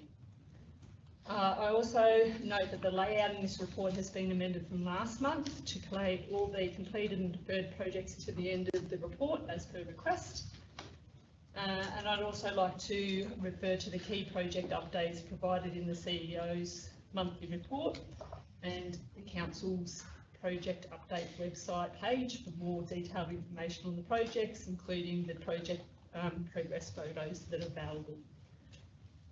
This report recommendation is to be received and noted at today's ordinary meeting. Through the Chair, if there's any questions. Thank you. Any questions for our officer? Councillor Bildy? I've got a question and I'm happy for you to take it on notice. I've only just sort of thought about it. As a result of a council resolution, probably 3 years ago, possibly in relation to Henson Lane in Malanda, there was a resolution that council was going to realign the Henson Road, and it's on here. I'm just wondering, because it's a council resolution, is there timelines that need to be, because it seems to be getting pushed out because of competing priorities, and I just want to know, and please take this on notice, is there timelines attached to a council resolution? No, unless you've actually got the timeline in there, in which case officers would advise whether it's achievable, lawful, legal, achievable, financially affordable, those types of things. But we can look at the resolution, but if there was not a specific time frame in there, it wouldn't have been built into the budget at that time. No, Yeah, it's been in the 10-year capital budget, but keeps on sneaking out further and further. Absolutely. It's probably good to note as well that even for council resolutions, obviously we need to place criticality and risk in terms of managing our infrastructure or building infrastructure. So although there might be a resolution, it doesn't necessarily mean that it would be prioritised over infrastructure where there are critical risks as such on a general basis. Yeah, I guess there is an interpretation of critical risk when a council road is on private property, liability, where does it lay, those sort of things. It's not a busy road, it's just like a back corridor, but nonetheless, it's still a potential risk. Absolutely, thank you. So just to clarify, is there anything that you'd like me to get back to you in regards to that matter? Oh, look, I think the CEO's asked the thing, maybe if there was anything, just to ensure that there wasn't a timeline attached to that resolution. I can't recall offhand, but. Thank you. Do we have a mover of the officer's recommendation? Oh, another question, sorry. Sorry, Councillor Cardew, then Councillor Vardy. I was just going to say thank you for sharing those lakeside photos. And will there be a final report on how much that costs to come through as an effect? The final costs on that will be collated by the end of the month. Obviously, the works have only just finished, so the costings are yet to hit the project. You know what the total is. Great. Without being reflected in this. Thank you. Councillor Cardew. Yeah, thanks, Mayor. Thanks. I note from the last meeting, the request was put all completed items towards the rear of the report. Thank you very much for that. I also have, I want to ask now is, can we add 2 extra columns into your report showing all the work, all the jobs? One column being what the budget is for that particular item, and the other column, how much has been spent to date. Can we add those 2 columns? I believe that there was, through the chair, there was a reason why they were taken out. I'm not sure. I don't know why. We can, if they were taken out, I'm happy to take that question on notice and we'll look at whether we can change the way it's tabled. And my reason for that question is that when you look at this here, it doesn't, for me, it doesn't mean much when I don't know what the budget is for that particular line item. And it doesn't mean much without knowing what we've spent to date on whatever's been done. So I'd like to see those 2 line items in. Thank you, and sorry, through the chair, just in relation to the way materials are presented, whether it's colours or format or structure, it's always open to council to provide feedback, and because we're not bound to present information in a particular way. So if there's a way that we can present information in a way that's more meaningful to you, it's not an issue for us to look at changing. Have you had any questions on notice? Give me. Yeah, additional columns. Oh, Yes, Hanson, mate. Hanson. H-A-N. Yeah, I found it on page 288 of the report.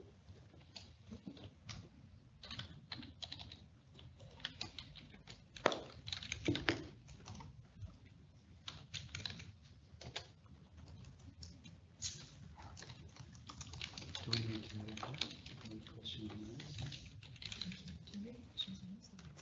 It's not a motion, it's just a question on those. Even though request for additional items, it's not like it's sort of administrative.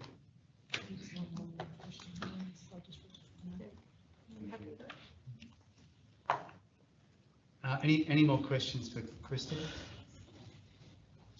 Do we have a mover of the officer's recommendation? Councillor Billney's moving, Councillor Lang seconding. Councillor Billney, you wish to talk? Nothing further to add. Councillor Lang. Anyone wish to talk against? Those in favour of the officer's recommendation? Carried, that's 7.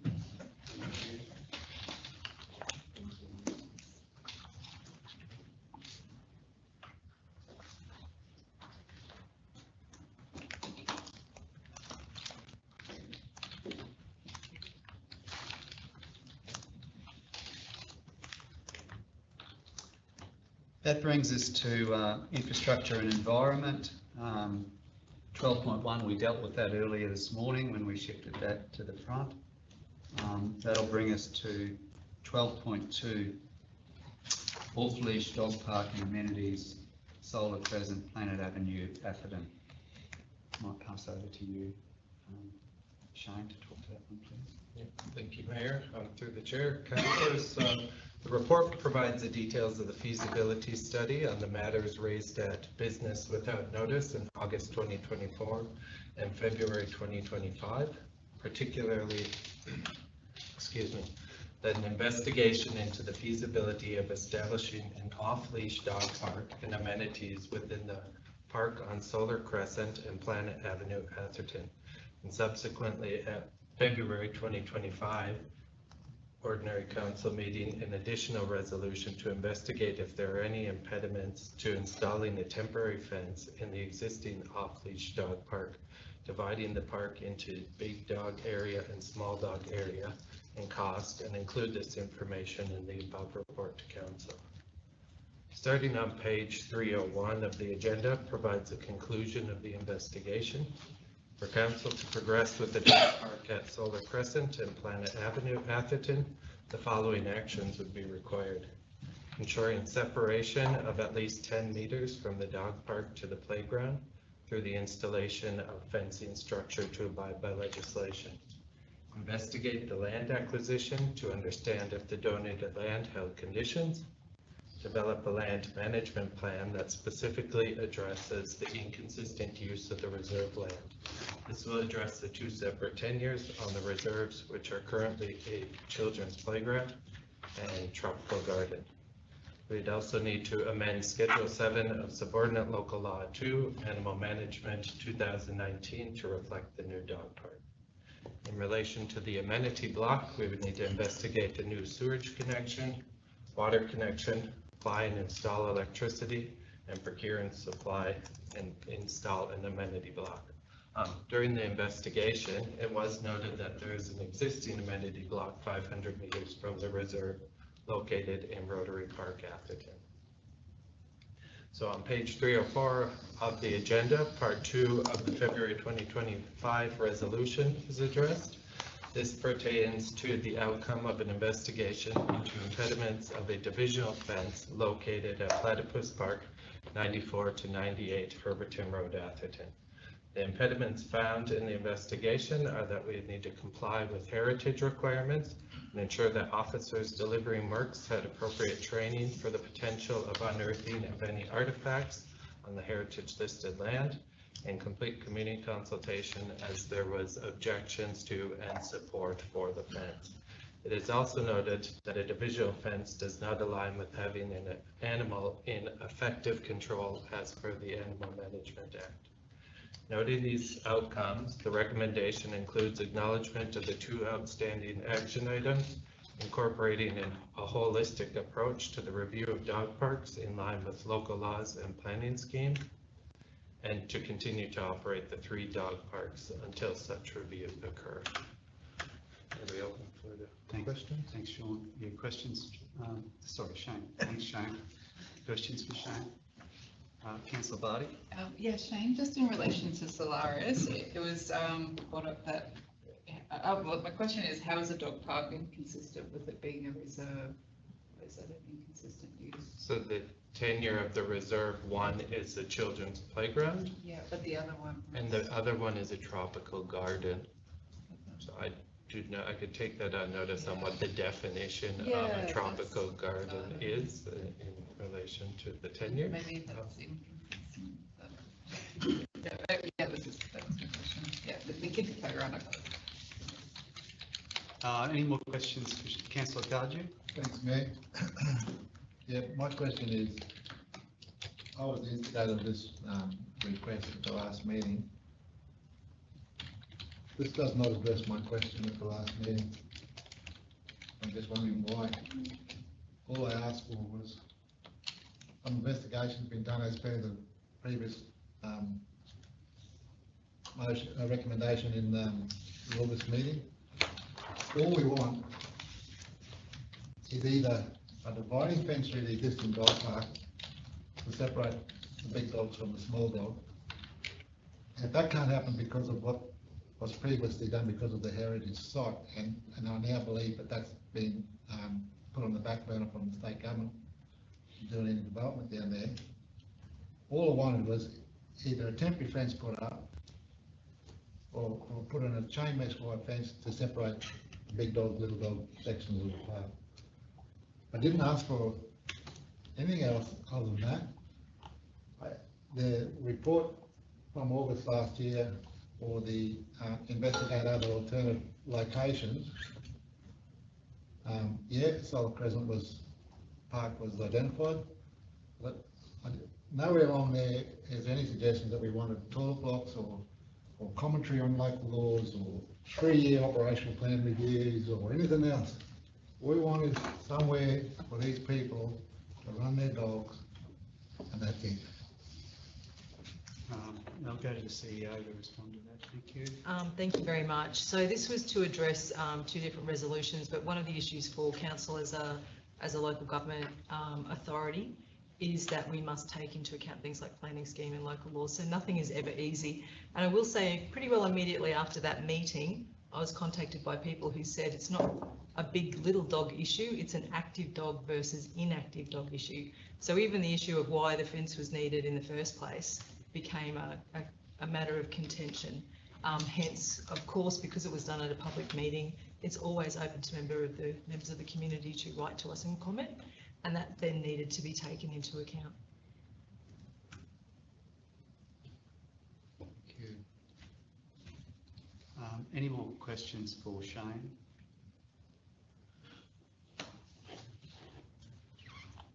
We have a mover of the officer's recommendation. Councillor Lang and Councillor Hayden seconding.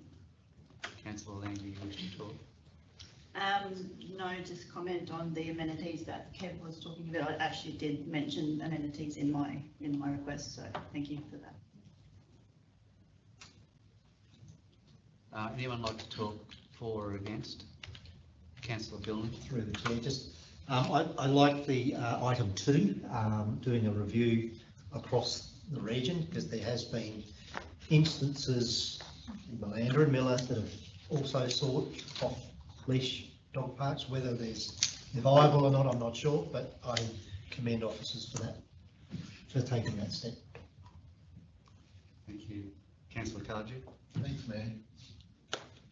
I'm not against the review on wild plans or anything. That's nothing to do with what we're asking for here. I've been approached, there's been a petition already presented to the officers, with multiple signatories on it from the people who actually use the dog park in Atherton, all for just a simple dividing fence. That's all the issue is. Why can't we, I believe we actually bought the material to install this fence, and it's sitting somewhere in a depot, and it was put on hold because of the Heritage Trust and their plans to develop the site down there, which is not going ahead now. So let's just get focus on the dividing fence. So where to from here? That's my question. Where to from here? Are these people going to get a dividing fence in there or not? I might go to the CEO to provide some voice on that one. I might need to defer to. Through the chair, so in order to install a dividing fence, the land is heritage listed, so we applied late in last year for an exemption certificate to do maintenance on the land. With that exemption certificate, there is a condition in there that officers would have to be trained in archaeology, basically, because of the heritage listed land. So as digging holes, they'd review. So we'd have to meet that legislative requirement. During the investigation, there is support for the fence and there is objection to the fence. So we would recommend seeking greater community consultation into the understanding of building a fence or not. In relation to obtaining materials and constructing ourselves, that is easily achievable, and we've estimated the material cost at around $1,900, which is included in the report, but does not include the officers' hours. Councillor Barty, did you have your? I do, yeah. Shane, just on page 303, there's that little map of what the reserve is. Is there any land around that could be added to the existing dog park parcel that doesn't have that heritage listed, to have a lazy dog, small dog kind of section? I can't remember what word you used. I think they're called active and inactive dogs. Like, whatever. Yeah, lazy. Is that an option that would? Through the chair, I'd have to take that on notice and look at what the land is currently used for. And Yeah, they have there various is like, I know like what festivals Park and and things things that, like that, yeah. but if it, I mean, it doesn't have to be a massive space, if it just is an option, can I please do with that? So we haven't moved a motion yet, but are you suggesting that be an amendment? It's just really a question. No, I don't think it needs to be included as part of the motion. I'll take advice on that. I'll just go to councillor Spanos. Do you have a question? I have a comment, if you don't mind, and possibly a question. An additional spot or another option I think is needed. The dog park currently gets very wet down there, and I hear that from a lot of people. It's muddy, it's wet. I think we need a new location, and that's possibly why Solar Crescent came up. Spending funding down there that we may not ever get to use. I just feel we need a new location. That's where I would rather see our resources go. That's how I feel about that, because it is wet. I hear it from a lot of people, and we do get quite a bit of rain, as everyone's aware. I really think we need to look for another location rather than spending money down there, especially after listening to, you know, what you've just said, Shane. So I've just got a comment on that, and I'm not sure what the answer is for this, but I do believe that a new location is required. That's how I feel about it. Thanks, councillor Spanos. So as part of the officer's recommendation, number 2 is proposing a full review of off-leash dog parks across the LGA area. So would that suit your requirements, councillor Spanos? I think so. It would cover what councillor Bilney said as well, because he's just mentioned Malander and Millamilla as well, so I think a review into that would, I know it's additional work for officers, however, as I said earlier, I believe that the area that the dog park's at the moment gets very wet. As I said, I've heard it from a lot of people. I haven't heard people complaining about large dogs, small dogs. I haven't heard of that, and I'd like to think that most people who have dogs take care of them when they're in there anyway. They would make sure that they don't attack other dogs.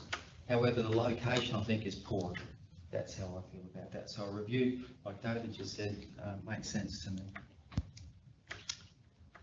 Are there any more questions, councillor Kaji? Yeah, Mayor. This has been going on for nearly 4 years now. A simple barrier across a piece of dirt, no bigger than a house for it. How much longer is it going to go on for?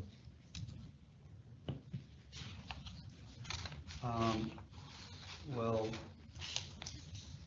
would council need a resolution to authorise officers to do that?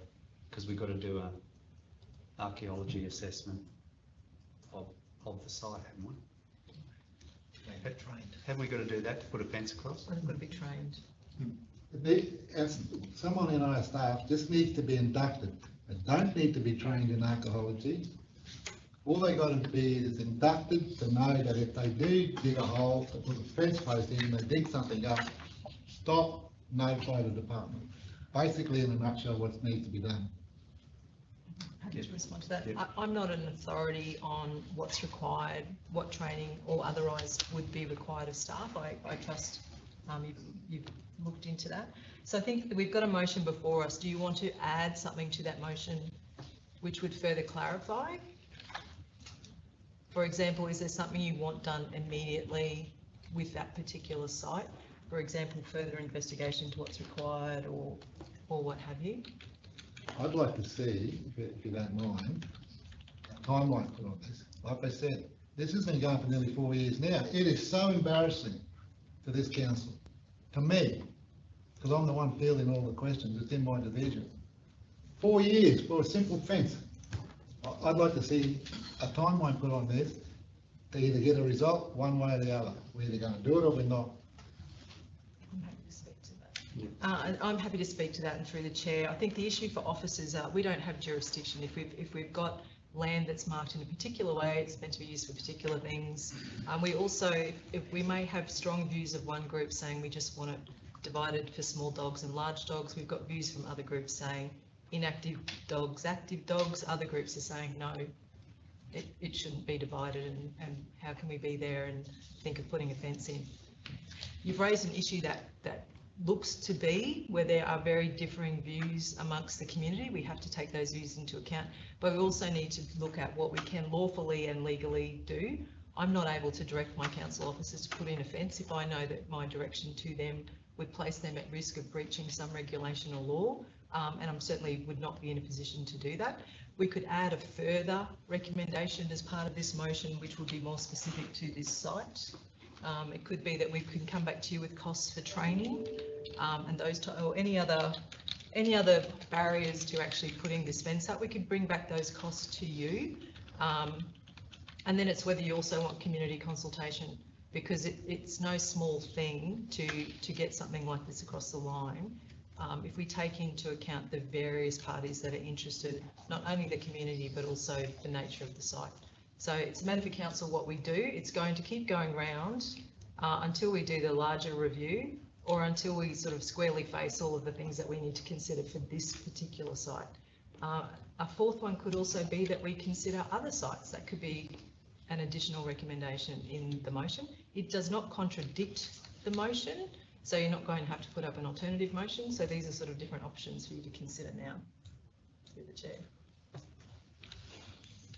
Councillor Kaji. Thanks, CEO. I don't care what we've got to do. Let's just do it. 4 years now, we could have done all this in the last 4 years. Could have been resolved. We should not be here now, 4 years on, still talking about it. So I don't care what we've got to do. Let's put a time frame on it and do it. Excellent. So do you, sorry, through the chair, do you have some suggestions for wordings there for recommendation 4? I haven't got any, no, I wasn't even going to support this. So I haven't got any alternatives. Yeah, through the chair. Kev, coming back to what you're saying, 4 years, what has been the hold up then? No, hang on. I don't know. No, but hang on, you were just saying there's been a hold up for 4 years. Tell us what the hold up's been then. I mean, I've only been here 12 months, man, and you're telling us that it's been going for 4 years. So what has been the previous hold up? I'm sorry, Councillor, but we'll just wind it down. Okay, fair enough, right, I just, you know. So I think what we'll do, Councillor Kaji might like to suggest an amendment to the motion. That the officer's recommendation has got three items, I think. Councillor Kaji might like to suggest a fourth item that looks at induction costs, that looks at community consultation, and that looks at considering other sites as well as the existing site that we've been talking about. I'm happy for the CEO to draft some words now, if you like, and to achieve that. But so long as it's got a timeline on it and to achieve an outcome. And I just want to reply to Councillor Spanos's question. I don't know what the hold up has been, because I'm not the officer in control of it. Yeah, right. You know, we can't, that's an operational matter. You know, we're not allowed to get involved with. You'd have to direct that question to our officer. Okay, well, the reason I asked you was because it seems like this has come up previously, so therefore I would have thought, well, there must have been a reason previously that I don't know about. So that's why I'm asking why, if it's been 4 years, it must have been brought up in previous council meetings, and I just want to know why, if it's been brought up in previous council meetings, it hadn't been dealt with back then. So I might just go to the CEO, thanks. Thank you. I think there's reference to whether it's council officers, hold-ups, etc., etc. I'm not aware of hold-ups. I'll need better and more specific information. And in terms of us doing things, I actually need that to be specific as well. So we'll look at some wording. We're about to put some wording to you around what 4 might look like, but it assists council officers if we have specific information that we can go back to, rather than those sort of broad sweeping generalisations. I'll just take a moment because we'll look at the wording. Okay.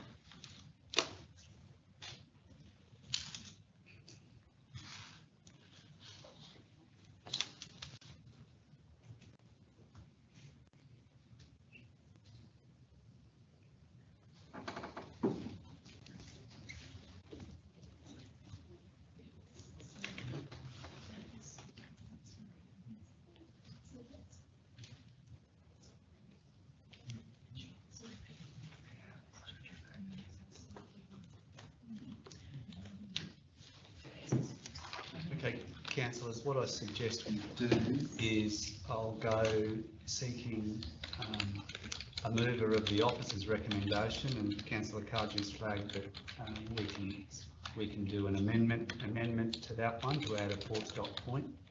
So, councillors, perhaps Councillor Cargew, if you'd like to move the motion with this pending amendment, and we'll see if we can get a second.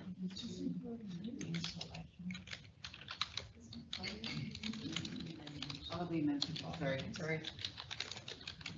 I'm happy to move an amendment. Actually, if it's an amendment, I need approval from Councillor Hayden and Councillor Lang. It's an amendment. Sorry, I didn't realise we'd moved.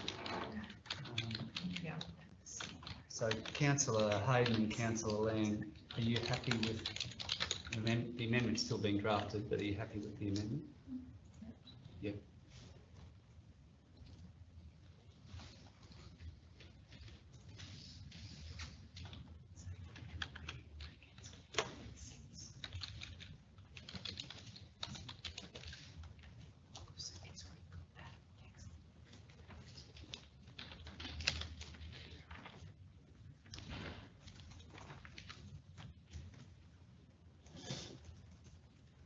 Okay, so dot point 4 is the amendment to the officer's recommendation. CEO and Councillor Barty. Sorry, I was just going to ask if we can add in investigating surrounding properties on the existing job in case that is an easier option. I don't know how to work that, but yeah. Yeah, we'll get that. We could literally First use to get those the words. Jason. There. Yeah. Hang on, let me just get those words again. Thanks, Debbie. It was just to investigate surrounding properties on the existing dog park to see if there's opportunities, yeah, you know. Not properties, land.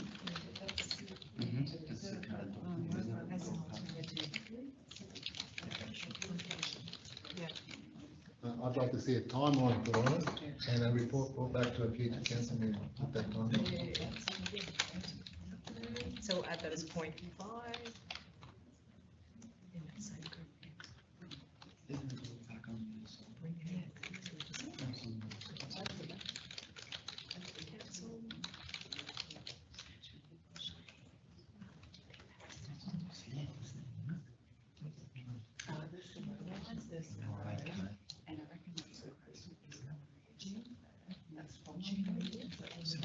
That is the goal. Is that enough time to do the investigation and anything else so we get a result? I do. It'd be the community engagement that takes the longer. So I don't want to have to come back again. I don't want to have to bring this back again and not get a result. Is June long enough to do everything that you want to do? But it's still part of Okay, councillors, so we've got now an amended motion which has been supported by the mover and the seconder, Councillors Hayden and Councillor Lang. We've got the 4 dot points there at the bottom, 5 dot points I should say, which represent item 4. So we have a mover and seconder. Those in favour? Carried. Thank you. That's 7. Who moved? Was it you or Councillor Hayden? Councillor Lang? Councillor Lang. Councillor Lang and Councillor Hayden.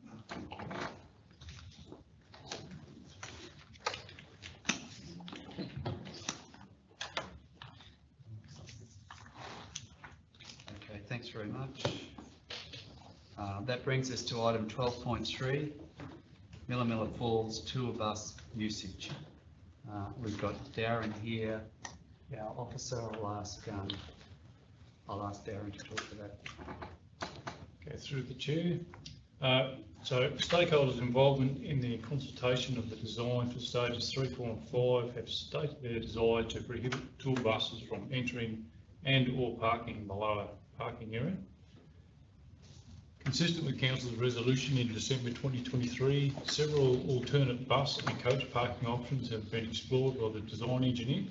These alternate options have been deemed unfeasible by the design engineer due to site constraints, required vehicle sweep paths, cost implications and environmental impacts, which was accepted by Council in preliminary design presentations early October 2024. None of the alternate bus coach parking options identified and explored were included in the Council approved design scope or budget. These alternative bus coach parking options were also presented to tour bus operators who regularly visit the Millamilla Falls and have been rejected as feasible or usable options. Operators have indicated that should bus and coach access to the lower parking area be prohibited, consideration will be given to remove Millamilla Falls from their tour agenda. This feedback has also been presented to Council. The key objective of this project is to develop a precinct that will result in enhancing and maintaining the strategic natural asset for current and future use in a way that will increase tourism and economic outcomes, improve the visitor experience and provide increased accessibility opportunities.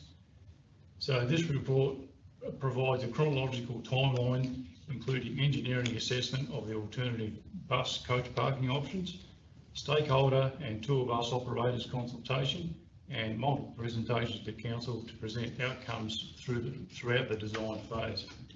The Office's recommendation is based on this factual information and aligns with the key objectives of the project as previously endorsed by Council.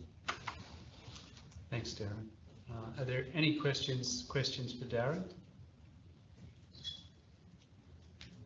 Councillor Vardy. Darren, at the bottom there, there's the 3 PWD parks. Is the 3 a requirement? Can they be used for, do we have to have 3 or can some of them just be like a normal park? Through the chair, the 3 disabled car parks were identified as part of the original concept design, as I understand. Yep. So they've always been part of the design. Is there a reason that it was 3 though, or was there any? Is there any sort of? So I don't have the background as to why that number had come up with. Is it just the available space? Or? Yeah, I think it does allow for space there to accommodate those parking areas. Again, the key objectives of the concept design was to all-inclusive facility as well. So this definitely allows for disabled car parking right down the bottom there to get quick, easy access to the forecourt area. Yeah. Thank you. Anyone? Councillor Cardew? Yeah, thanks, Mayor. The issue on bus parking has been brought back to this councillors on numerous occasions. Councillor Cardew, is this a question? Yes, it is. It is a question. Yep. There have been numerous public consultations done with the Millamilla community. On every single one of those occasions, the community has said in no uncertain terms, I didn't want buses down in the lower area. And my question is, why are we not listening to our community?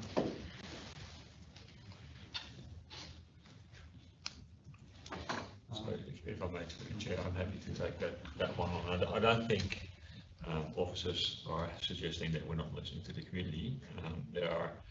We understand the community's views, and we have discussed them with council in information sessions on multiple occasions. We've subsequently, based on a recent information session, consulted with the tour bus operators as well, as requested by the council in that information session, and we're presenting the feedback that they've given us, and making a recommendation to council. Council is free to decide otherwise, but it needs to weigh the different views of the current users of the site and the community that has been engaged with. So we're listening to everybody. That's what we're trying to say. Councillor Billy, did you have your hand up? Oh, no, sorry, I'll flag something shortly. Yeah, okay. Any more questions for Darren? Okay, first off, councillors, I'm going to ask if there's a mover and seconder of the officer's recommendation. So do we have a mover? So Councillor Lang is moving. Do we have a seconder? Councillor Barty is seconding. Councillor Lang, would you like to talk? No, I fully agree with having the buses down there. I think it's pertinent to keep this Milamilla Falls going. Yep. That's the attraction there, so yeah. To having the buses? So having the buses down there, yeah, it's the tourists that make the place, really. Yeah, okay.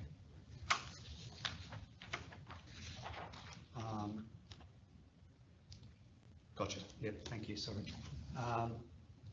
Councillor Barty, did you wish to talk at the moment? Yeah, I do. So yeah, I'm a bit like Councillor Lang. I think the bus has been down there for 30 to 40 minutes at a time, and that's a safe area for them to turn around. What I would like to see is access for like those 3 PWD parks, if one of those could be converted to just a normal park. Because I think that's part of the concern that I'm getting from the community, is that, you know, the buses are allowed there down there, and then you have to park all the way over here. So yeah, that's something I'd like to be looked at with it, as well, if that's possible. Would anyone like to talk against the motion? Councillor Billy? Yeah, through the chair. Look, I'm proposing an alternate motion. I do respect the work that the officers have done to date in doing their surveys and consultation with community as well as tour bus operators. My position remains unchanged though. I don't support the current recommendation. I've been at the extensive stakeholder engagements. It was unanimously clear to me they don't want buses down there. Okay, sorry, Councillor Billy, just... I thought this was my opportunity. Yeah, well, I think the opportunity is to flag that you've got an alternative motion. So Councillor Billy's got an alternative motion that, yeah, which... Point of order, Mr Mayor. I mean, Councillor Billy is expressing his view. Whether he's got an alternative motion or not is beside the point. He's expressing his view of why they don't want it down there. Take some advice. Sorry, it's in the standing order, so if you're putting up an alternative motion, you need to actually say what the alternative motion is. Okay. Wait for it to be seconded, and then you speak to your motion, your alternative motion. Okay, thank you, CEO. I propose an alternate motion as follows. Yep. My alternate motion that council change the 7 metre bus long vehicle parking area, which is adjacent to the forecourt entry area, to passenger vehicle parking only through line marking and signage. Second dot point is incorporate signage at access road intersection area to delineate persons with disabilities, or PWD, passenger vehicle, and restriction of large coasters and caravans to the Milamilla Falls precinct, and incorporate 2 7-metre coaster tourist bus, incorporate 2 7-metre coaster tourist bus or RV or large vehicle parking bays into the upper car parking area, which is stage 6, with remainder of space to be passenger vehicles. That would be my alternate motion. Thanks, councillor Billings. So councillor Billings played his alternative motion, and it's also on page 313. The documents on page 313. Other words to that motion as well. Anyone else like to talk for? Second. We do have a motion that's moved and seconded, so we can't go to that first one yet. Sorry, we can't seek a second yet because we've got an existing motion moved and seconded. So, councillors, who would like to talk? We've actually got a motion that's moved and seconded, and we've got an alternative motion that's been flagged by Councillor Billings. Councillor Hayden. So I wanted to ask a question. I put my hand up before, so I don't know if I'm allowed to ask them now. Yeah, no, you can't. You Sorry, can. Is still it allowed for to the say that officer? question? Yeah, yeah. So does the council own the Miller Falls President, or are we trustees of that? Through the chair, my understanding is we are trustees. Is that correct, Mark? Yes, yeah, we are trustees. So we're worried about the buses, but do you roughly know a dollar figure that actually goes into the Miller Township on all these tourist buses? Like, do they actually then go into Miller, do you know, or they just stop at Miller Falls to have a look and then drive on? Like, because they're sort of telling us what they would like. Yeah, so through the chair, my understanding is that there's limited amount of dollars that flow into Miller currently. Yeah. There certainly is great opportunity for that to change. Should the Miller businesses wish to engage with the tour operators, I believe that there's certainly great opportunity for growth there. Councillors, Councillor Cardew. Thanks, Mayor. My understanding is, talking to the Miller community, they benefit very little. The buses don't pull into Miller after visiting the falls. They go on to the next tourism operator venue, and they get nothing out of it. The feedback from me is that if the buses were allowed to park down the bottom, then the Miller community would rather see the whole project canned and nothing done at all and left the way it is. That's their feel. That's how strong they feel about this. So I don't know why we're not listening to them. They don't get any benefits from it. All they're going to do is allow bus parking down there, and anybody else that comes along won't be able to get a park down in there. Well, I was out there just recently with Councillor Spanner and seeing 3 of these buses come down. It was just like they were having a rally race to get down that hill, to see you get down there the quickest. Absolutely frightening. We were standing in front of the viewing area, and we were unsure whether this bus was going to stop in time and take us out. That's the sort of thing that's happening out there. The community doesn't want it. Why aren't we listening to our community? There's no benefit to this, to the commercial hub in Miller. There's no way that I'll be supporting this, having buses down there. I, for one, don't mind listening to the views of our community and putting forward their views to this council. Councillor Spanos? I'm just going to echo Councillor Cardew's statement there. I was out there with Kevin, and the vehicles coming, the buses coming down there. I can't believe there hasn't been an accident there already, to be honest with you.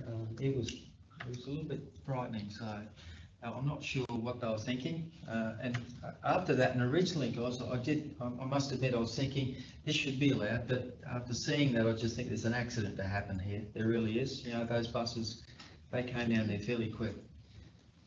The other alternative I'm going to suggest is something where possibly the buses could park in town, and the idea of having a walking track to the falls may be an option. I don't know. That's what I think. That way, the benefit to community would probably be a lot more. I'm sure it would be.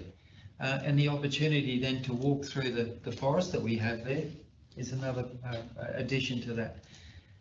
Originally, I was thinking that having the buses down there, they're down there for 45 minutes, in and out, away you go, but I did see the bus come down, because a couple of buses came down there, they came down at speed, guys, and I don't know how you would marshal that, because we're not going to be out there every day looking after these people, that's for sure. So I won't be, that's all I've got to say on that till the vote, guys. I'll come to Councillor Lang in a sec. Just a point of clarification. The officer's recommendation doesn't stop the buses from going down. The buses can still go down. They just can't park there. So buses can still go down. It's not, the recommendation doesn't stop that. I just wanted to clarify that. No, sorry, through the chair, the recommendation is to have no buses down there, full stop. Not even But not to drop off. No. Not to drop off. Sorry, I misunderstood that. So, yeah, so the recommendation is to have buses full access, pick up, drop off, park. That's the officer's recommendation. Could you say that again? I didn't. Sorry. So through the chair, the recommendation is to have buses down, full access down there. So pick up, drop off, parking, the whole lot. Sorry, clarify that. Yeah, sorry, that was my fault. Yeah, I confused that. Apologies for that. Sorry, we'll go to Councillor Lang. Just commentary on the businesses and the buses themselves not contributing to the town itself. Indirectly, yes, that might be the case. Directly, yes, that might be the case. But indirectly, the promotions, the advertising, the people they're bringing in from family and friends that have been on those tours, I think it's up to the businesses now to start utilising that free advertising, that free promotion, and get out there and get those people into the town. So I think it's, we need to keep that tourism happening there.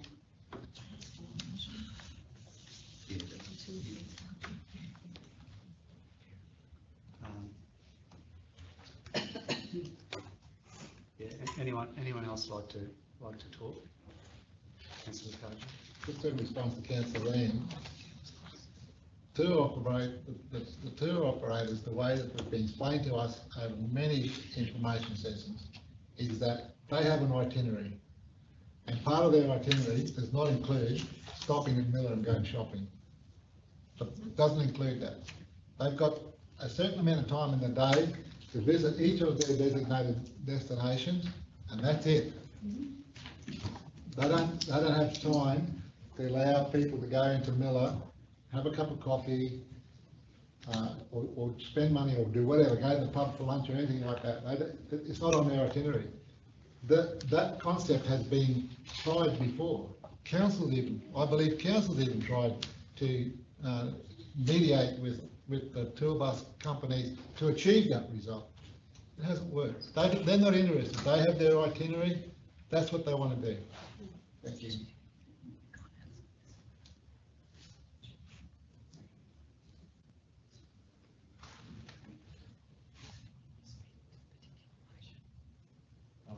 Would anyone like to speak to the motion that's been moved and seconded? Anyone else?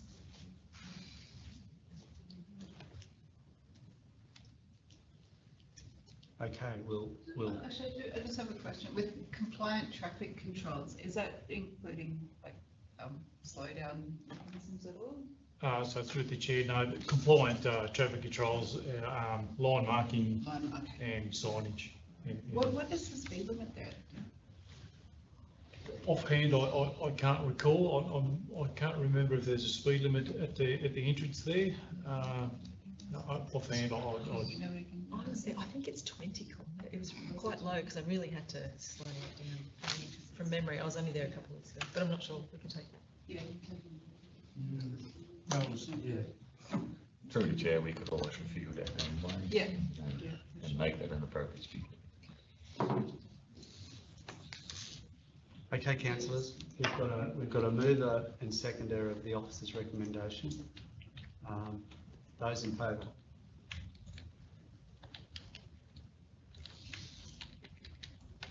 That's defeated.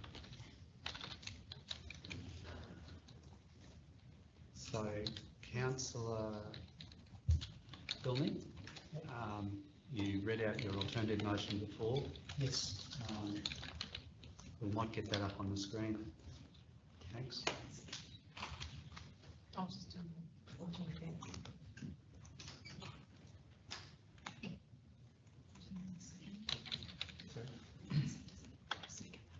Yep, so councillor Bilding's got an alternative motion seeking a seconder. Councillor Cardew seconding.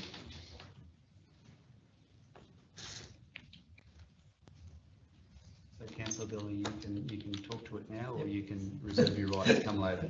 Through the chair, thank you. Sorry for the confusion that I may have caused. As I stated earlier, my position remains unchanged. I did attend numerous stakeholder meetings.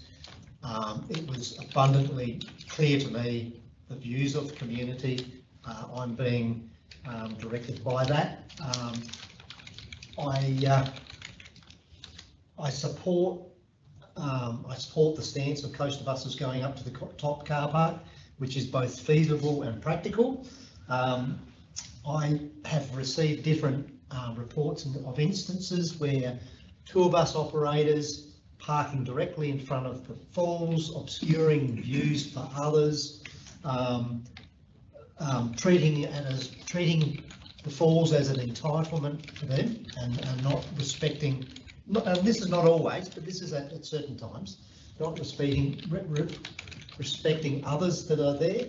And I believe the bottom parking should be prioritised for people with disabilities, as we have, the elderly, or people that find it difficult to traverse the stairs. So this is why I propose this alternate motion, and it really reflects community desire and appetite.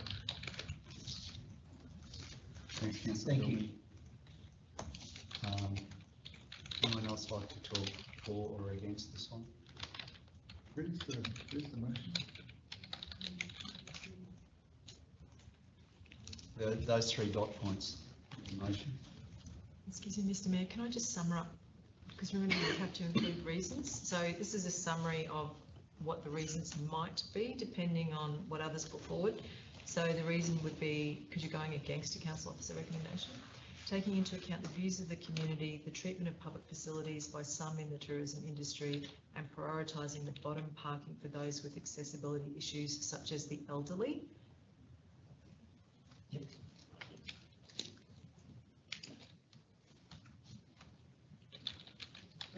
Or those who would find it difficult to traverse the stairs. Such as elderly or those that would have difficulty in traversing from the top part. I might just raise at this point, there's not a particular, apart from disability signage down the bottom, there's not a particular way to identify car parks, to identify how other people might have difficulties traversing stairs. So in that parking scheme perspective, it would be that they meet the criteria of, say, a disability, parking sticker? No, not at all.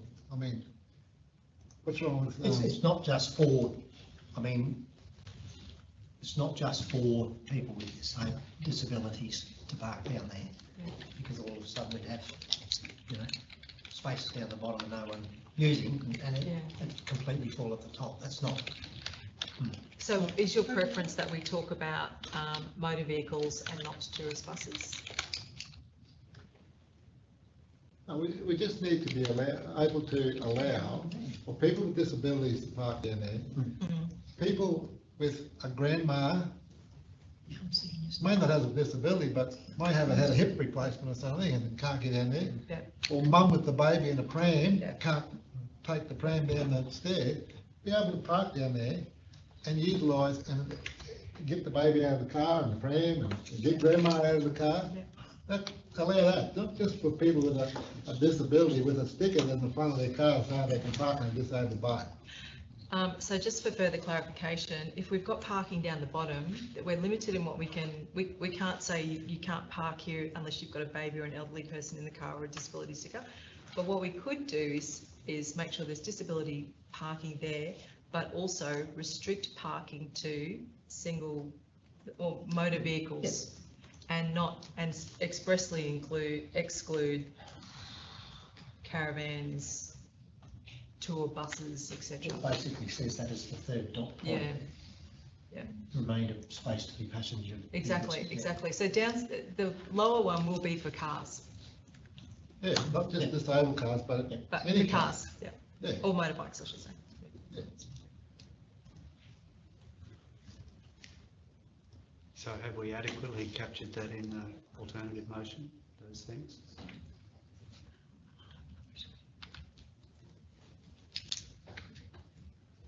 You would probably have to put, limit the lower car park to motor vehicles, Single vehicles. single vehicle only.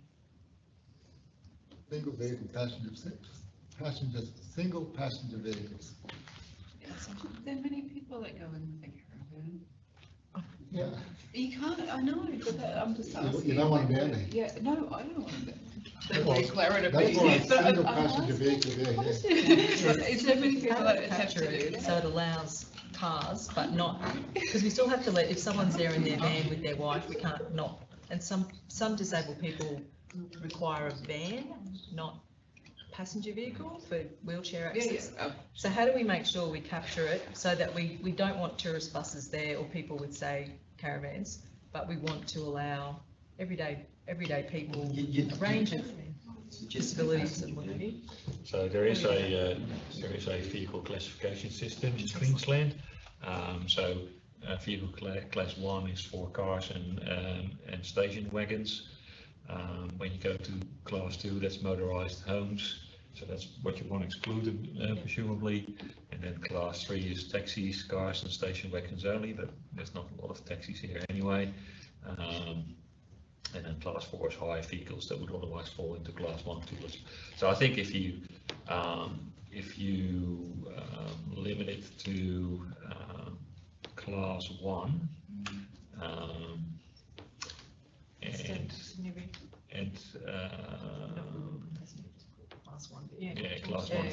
class 1 vehicles, which are cars and station wagons, as per the classification system, I think that would work. Through the chair, is it worth wording specifically prohibiting all tourist tour bus vehicles from the lower parking area? That just makes it very clear. And My question with that is, like, if a tour bus is specifically for people with disabilities or elderly people, then how's that going to work?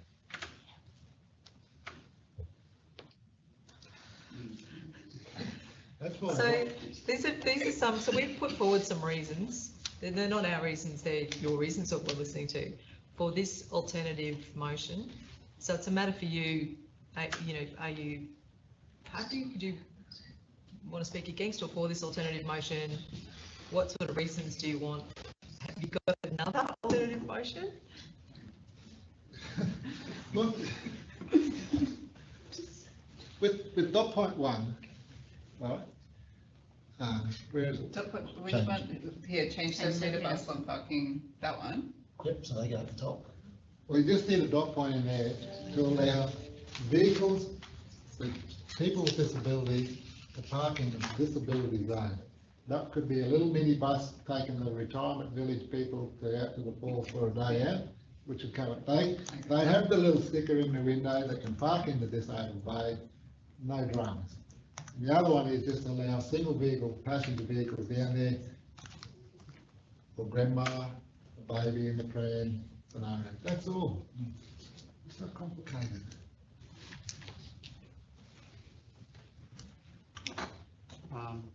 So councillors, are we happy with what's on the screen there?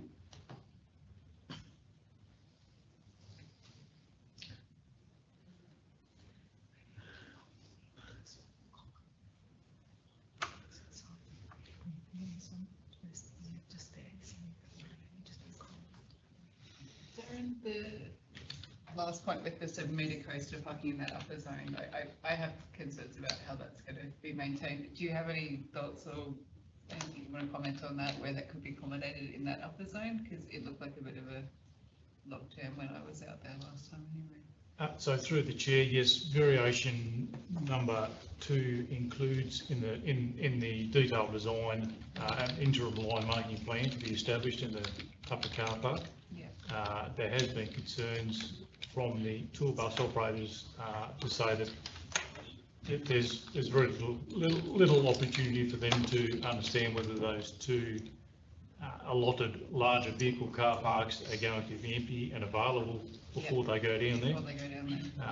So there certainly has been concerns raised over that. And again, if there's any mobility impaired people on a tour bus as well, they're now being prevented from using the lower car park area to drop them off directly at the forecourt area too. So there are those considerations. Councillor Carter. Mr Mayor, can I suggest that we leave this item on the table until a little bit further down on the meeting to allow councillability and an officer to come up with some clear dot points in the recommendation to identify exactly what we want. Yeah, might be a good idea, Councillor. Well, I thought that was fairly clear. Sorry, through the chair, I will raise, if you have disabled people on a bus, they will not be able to go down. So you may ultimately end, that will be an unintended consequence of this as it stands. I don't know that you're able to put in place something that would not prevent that. For example, you know, would a bus need to supply you with evidence that they've got elderly and disabled people on? So I'm not sure, but there would be unintended consequences. Look, thanks CEO. And just to clarify, I'm not sure if Councillor Billy knows this, but in the second dot point, there's 3 words missing that were in the report, and it actually says after passenger vehicle it says and tourist bus to 7 metres. This is for PWD. And that's not included in the one that's on the screen. And it says to 7 metres, 7 metres in brackets, Jackie, just 7 in brackets.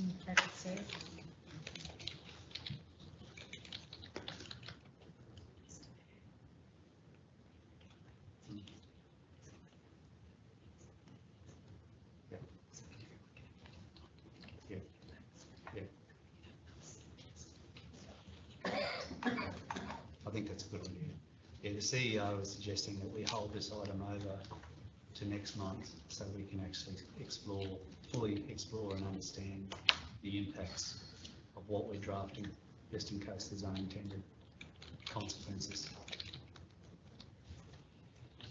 I'm in favour of dealing with it today. I just think we need a few moments in a quiet space somewhere to get the wording right. I'm happy to speak to that. I'm very comfortable thinking on the fly and providing advice on the fly. I can't think of wording that would prevent the exclusion of buses that carry disabled people or elderly people. And if I'm thinking about who goes there, well, I don't know what proportion of people that is, but I can't, and which says something because I can only come up with things on the fly. I can't think of wording. So if you have buses that even have one person who is not able to go to walk down to the falls, you're excluding a disabled person or an elderly person or a person with access issues. So I think, and that's, so I think we could we could talk this through all afternoon, and I'll bring in another lawyer, Yvette. No, I cannot think of wording that would not be seen as potentially discriminatory. Yeah. And that's all I can add at this point. So if you would like us to look at an alternative motion that does not cause that as a consequence, I certainly can't think of it today. Yeah. Councillor Carter. I doubt whether we ever will think of a wording that's going to address every single scenario. I doubt that. I can't see how you will. So I'm happy to just go with this. Because we're not going to be able to police anyway. If someone wants to go down there with a bus with the same person, they're going to go down there. We're not going to be able to police it. So I'm happy to continue on with this here, with the word that we have, and let it go. Yeah, so councillors, I think it's smarter that we put it on hold and take our time to get it right and have a look at it one at a time in a group session before we bring it back to council. All right, we've got a motion and we've got a move and a second, Mr. Mayor. Can we just test the water then? Yeah, so we've got councillor Billney's moved, councillor Cardew second. The motion that's on the screen. Councillor Billney. I acknowledge the unintended consequences could be substantial. That's certainly not where I want to land. I'm prepared to leave it on the table until such time. So we work through it, but I will be still be guided by community expectation. Okay, so to bring it back at the next meeting. So as the mover of the motion, can I suggest that we withdraw the motion today? Yes. A motion may be withdrawn by the mover with the consent of council, which will be without debate. And the council will not speak to the motion or amendment after the mover has been granted permission. So councillor Billney is moving to withdraw the motion that we've got on the screen.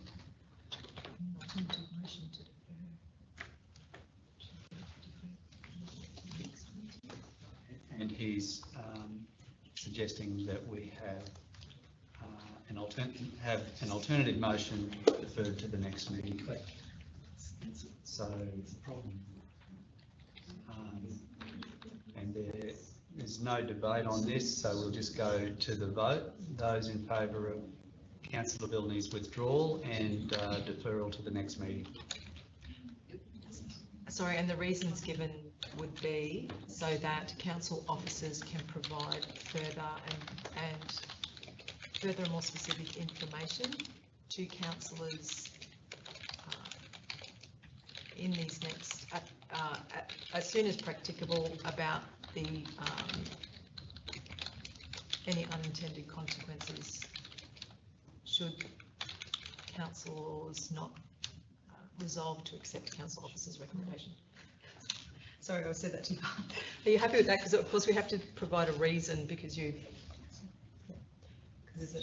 so the councillors can further information to councils as soon as practicable about options, about other options to the council officers' recommendations. Are we satisfied with that as a reason?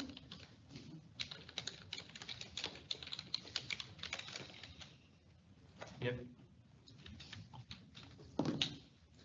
Okay, so councillor Billney is moving the withdrawal of his alternative motion and asking that it be deferred for those reasons that are up on the screen. Those in favour? That's carried 6. Councillor Cardew. Thanks.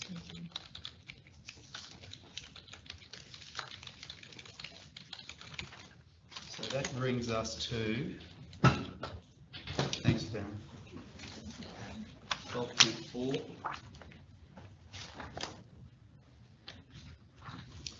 Project C000460 Hemmings Lane realignment. Hi Jody, thank you. I'll ask the officer to speak to this one, please.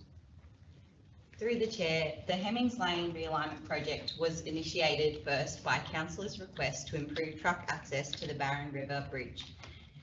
The intended scope was to widen or realign the road on the southern side of the bridge and improve the road pavement on the northern side of the bridge. Environmental and design investigations determined the work would require some vegetation clearing. The Barron River Bridge is surrounded by the critically endangered tropical rainforest, Marby. The surrounding area of the road also has cultural heritage significance, with the likely potential of cultural heritage fines during the proposed works, in addition to those that are already registered. As such, this report recommends the cancellation of the project. Councillor, is there any questions for the officer?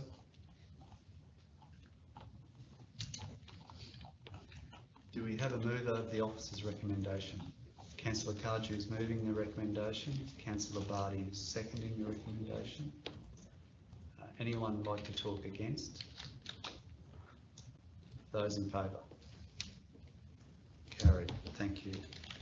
Thank you.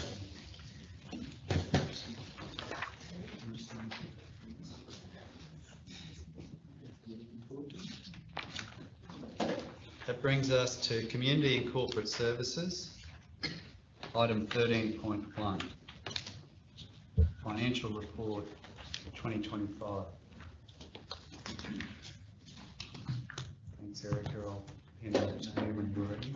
Thank you. Oh, no. Morning, everybody. Thank you for receiving today's report and providing the results to the end of the group. I'd like to provide a summary of this report, but happy to take questions as well. Today, to the end of February, our operating revenue is currently slightly higher than our budget expectations at 1.43%. Our grants and subsidies are currently reporting variances which are due to milestones on projects not being met as yet. These grant funds are still expected to be received, but it's likely to be received in the next financial year once projects are complete. Budget review is being completed, and it's the following report which also addresses this movement. Our operating expenses are currently 4% over budget year to date. This variance is primarily due to our additional roadworks that council has requested to repair and maintain our roads due to wet weather events. With our rate notices issued in February, you'll see that the outstanding rates have reached 28 million, but this, don't worry, this will greatly reduce. Our due date for our rate notices was just this week, and you'll see that reduction in our outstanding rates in the coming months. That's a bit of a summary of the highlights of this month's report, and I'm happy to take any questions. Thank you. Questions for Erica?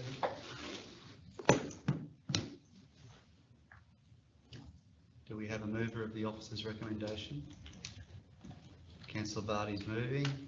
Councillor Spanos seconding. Anyone like to talk against? Those in favour? Carried. Thank you.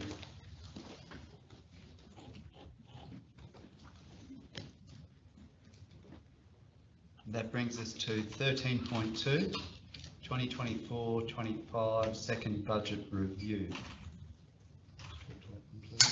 Absolutely. So thank you for the opportunity to provide a summary of our second budget review. This is the final budget review for this financial year as well. So following a review of the progress made to date on both our operating and capital activities, we are recommending some budget adjustments being made. For our capital, due to scope changes, some project delays and project realignment, we're proposing the capital budget is reduced by 3.6 million. Supporting these movements, the associated grants, as I mentioned in the previous report, will also be removed or reduced from this financial year. But it is important to note that these grant funds are still to be received. They'll just be received once those milestones are reached, which will be expected to be done in the next financial year. Budget changes have also been recommended for the operational budget. Overall, this has seen an increase in our operating deficit position of 965,000, but this is primarily due to the associated increase in expenditure of $1.1 million to support our road repairs and maintenance. While the operating position is in deficit, I'd just like to note that the net result remains a healthy 27 million surplus. That's a very quick summary. If there's any questions, happy to take those. Thanks, Erica. Questions? Do we have a mover of the officer's recommendation? Councillor Barty's moving. Seconder? Councillor Lang. Anyone like to talk against? Those in favour? carried. That's, Councillor Hayden, was your hand up? No, I was just checking. So that's 5. Councillor Hayden and Councillor Cardew.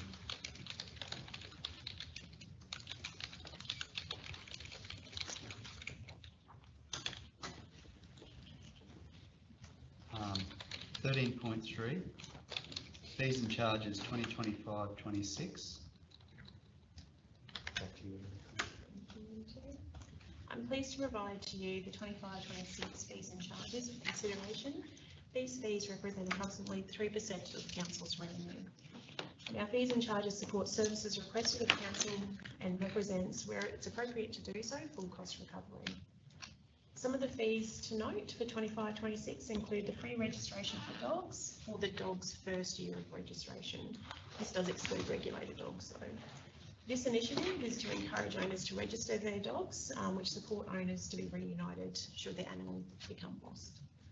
Another change to note includes fees for our caravan parks to allow advanced bookings to be processed. This streamlines processes for both our customers and for our caravan park operators. So often we do have people coming, they'll stay for Easter and want to stay again for next Easter. That has been challenging in the past, but this will alleviate that. The dog registrations will be issued soon, which will utilise these charges if they are endorsed today, but the remainder of these charges will come into effect from 1 July. Again, a very brief summary.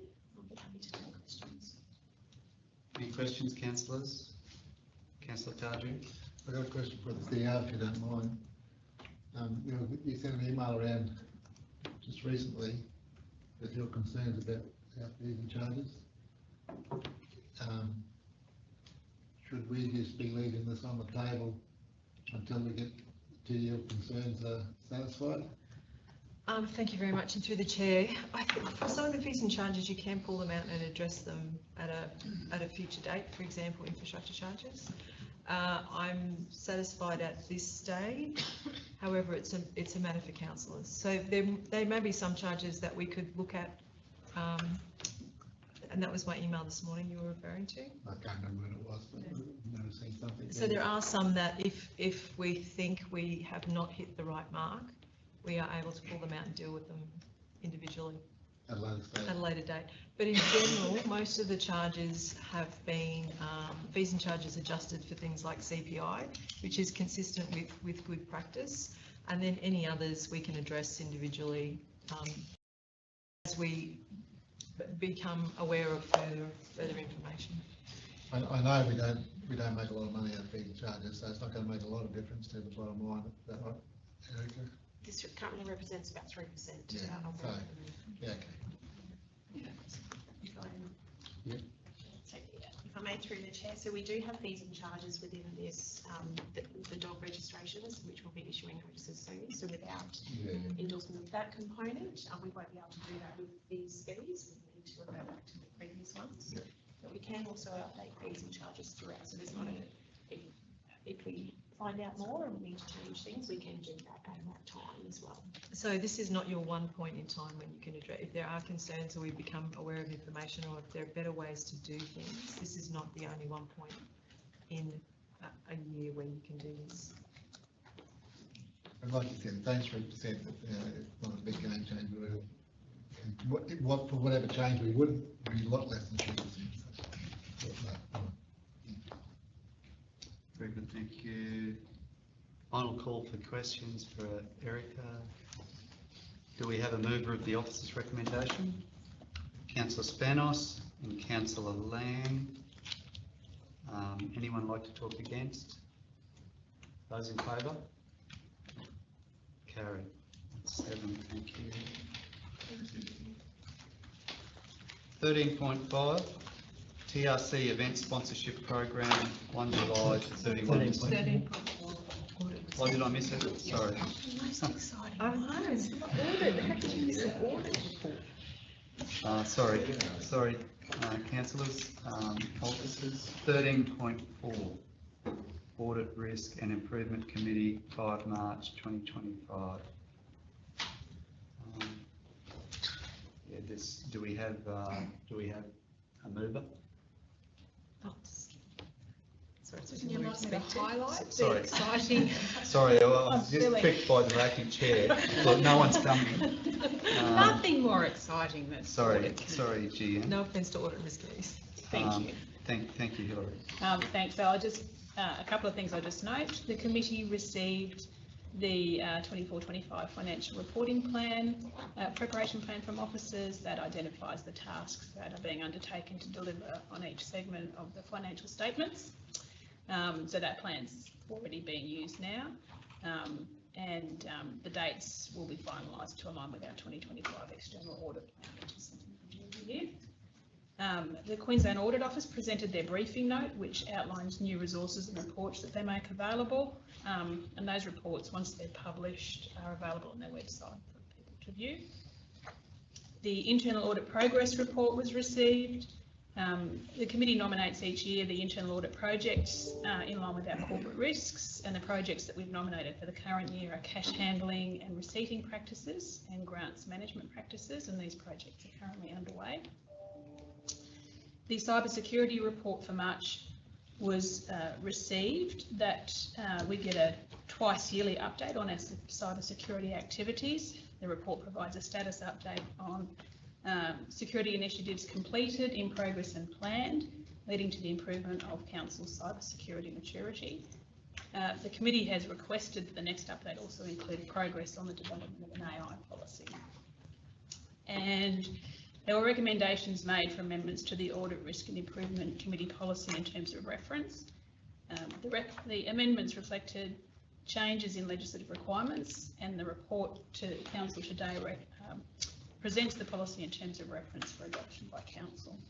I'm happy to take any questions. Thank you. Any questions for the General Manager? Thanks, Hillary. Do we have a mover of the officer's recommendation? Councillor Barty and Councillor Billney. Those in favour? Carried, that's 7. Okay. 13.5, TRC Event Sponsorship Program, 1 July to 31 December 2024. I'll pass over to Shirley. Thank you. Thank you, Mr. Mayor. TRC Sponsorship Grant Program. This report provides an update on the Tableland Regional Council Grant Sponsorship Program, period 1st of July to the 31st of December 2024, so Q1, Q2. The report details key KPIs around the event sponsorship applications, budget expenditure and acquittals. The total budget for 24-25 is $115,000, with $55,409.36 allocated to 27 events, of which 24 were community events and 3 regional, held in the TRC region during the reporting period. So $59,590.64 remains for Q3 and Q4.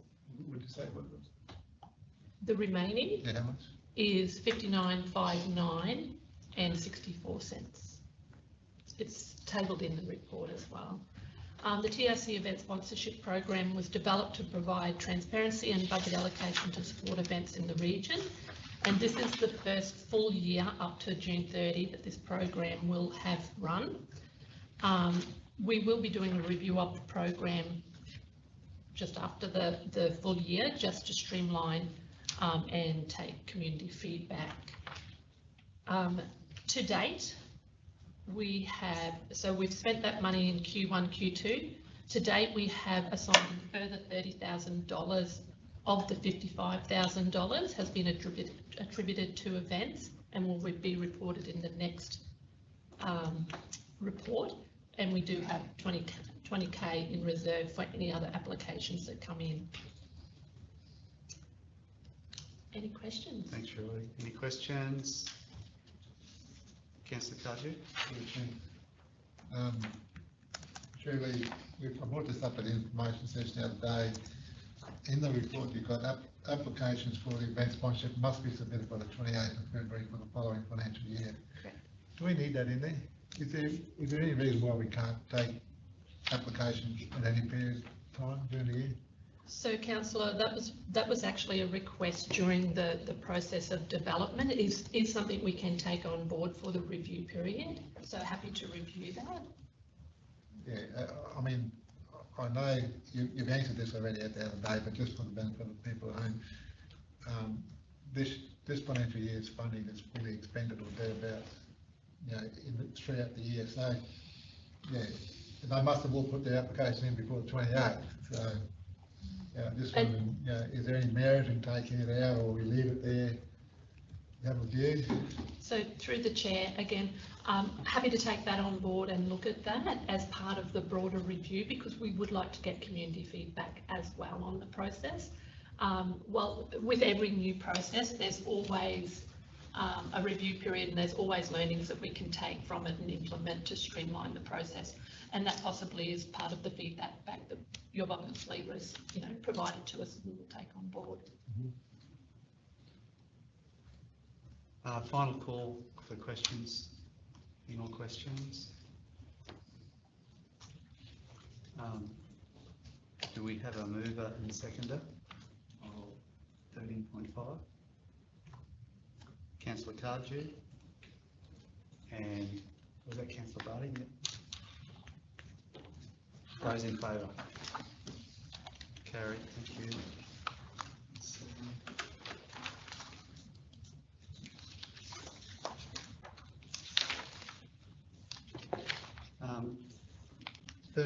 13.6 grant program, 1 October to 31 December 2024. Expenditure and acquittals. Is that yours too, Cheryl, isn't it? Through the chair, the Community Grant Program, this report provides an update on the Tableland Regional Council Grant Program for Q2 of the 24-25 financial year. A total budget of $100,000 is allocated to the Community Grant Program, with $73,297.55 expended in Q1 and Q2. This report focuses on Q2 expenditure, being $12,231.47 for the period 1st October 31st of December. Q1 has seen a significant expenditure due to the opening of the new funding round based on the adoption of the budget and the opening of the grant from the 1st of July. Noting that the grant has previously been expended March, April each year and is close to expenditure this year.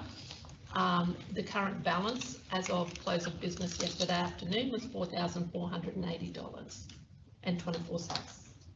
So we will be in the next couple of weeks closing this grant round out. This report, however, focuses on the Q2, and it covers off on community grants to date, including the new environmental grant. As you'll notice, there's a nil expenditure in this grant for this report.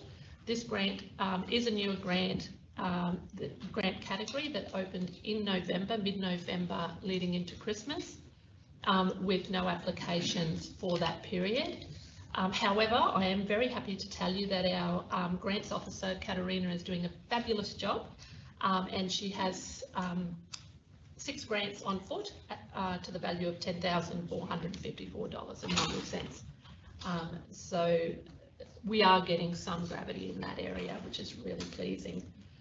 With the grant program and with the sponsorship program, as the new budgets are adopted and we understand what funding we have, the community services team that facilitate both the sponsorship grant and the community grant go out to community in a workshop format to present the new grants, the money that can be allocated, going through the application process. And we also talk to Cara in the grant space in terms of letters of support and how they work and the process behind that. So if there's any questions for me. Councillor Vardy? Yeah, and then thanks, Councillor Shirley. Gilney. My main question was about the Enviro grants, and you addressed that, and that's great, but I love the photo on the front too, from the Tableland Spokes Festival. It's good to see. They're great projects. Yeah, thank you. Thank you. Through the chair, we have changed the format of reporting, so we are trying to bring more of that to council meetings, so you get an idea of what's happening in the background. So you're aware, we work really closely with Tam in strategic comms, so she has all of this information ready to go as well once the report's tabled. Fantastic. Councillor Gilney? Yeah, through the chair. Yeah, look, I think it's great that we see this report celebrating the acquittal and where council is providing support into the community. So I think that's excellent. I had a question about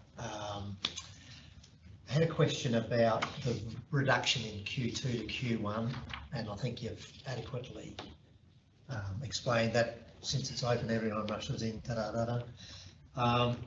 Question though, we tipped in the barrel last quarter, an extra 25, if memory serves me correct. Is it considered that these grants are so well received within the community? Is it adequately funded even now, in your opinion? Through the chair, I think that's a question for council. We promote these grants significantly, so we do get really good intake and uptake from community.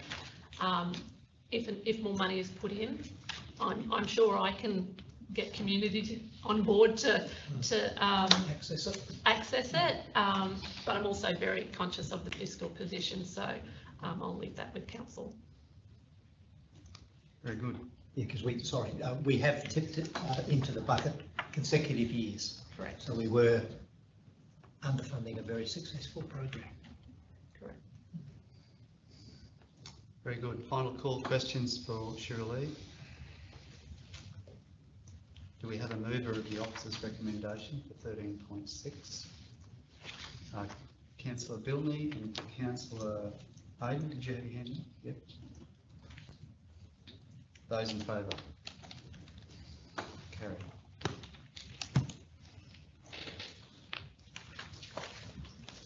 Okay, item 14, notice of motion. Councillor Barty requests the councillor representative to attend Barron Catchment Care's committee meetings.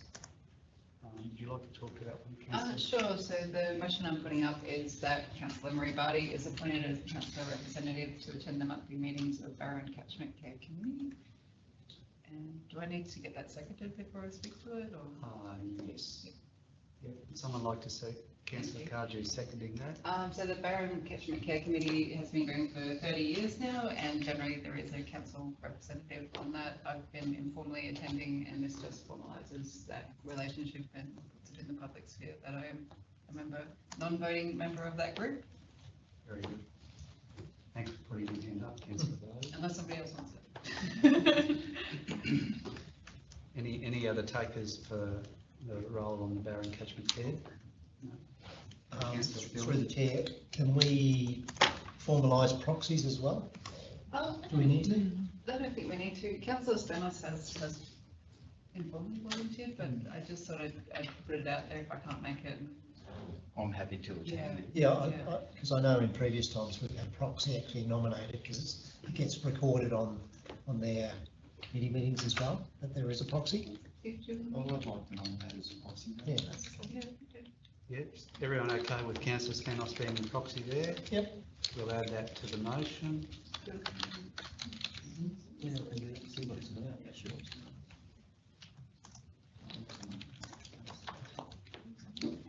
Okay, we've got Councillor Barty's moving and Councillor Cardew seconding.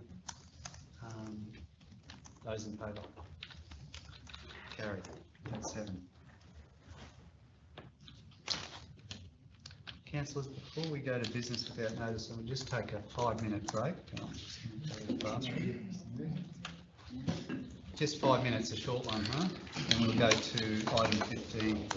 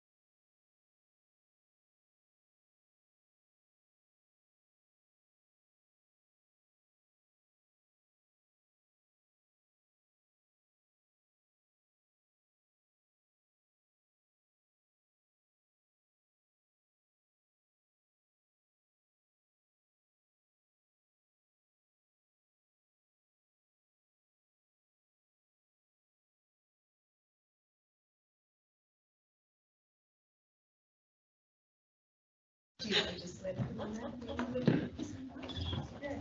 Oh, do you want to? No, fine. So just letting you guys know that we have just, Amanda's just picking up some Subway. So, thank you. Fantastic, thanks very much. All right, we'll reconvene. That brings us to item 15, business without notice. I think Councillor Vardy had a business without notice that I'm aware of. Okay, I know. Okay, so my business without notice is that that council requests that the chief executive officer table a report to the June 2025 council meeting, providing background information on the buyback shop at the Atherton landfill and transfer station, which has previously been operated by the Endeavour Foundation, and provide options for continuation of this service by private operators. Do I have to move that, or? do I just You'll speak to it? have to move it and get a Yeah. seconder, and then once you get a seconder, you can speak to it. Yep. So Councillor Vardy's moving, Councillor Spanos has seconded that one. So Yeah. over to you, Councillor. Thank you. So I've just had a lot of feedback about people concerned about the buyback shop being closed down. It's a really good resource for the community. It keeps things out of landfill.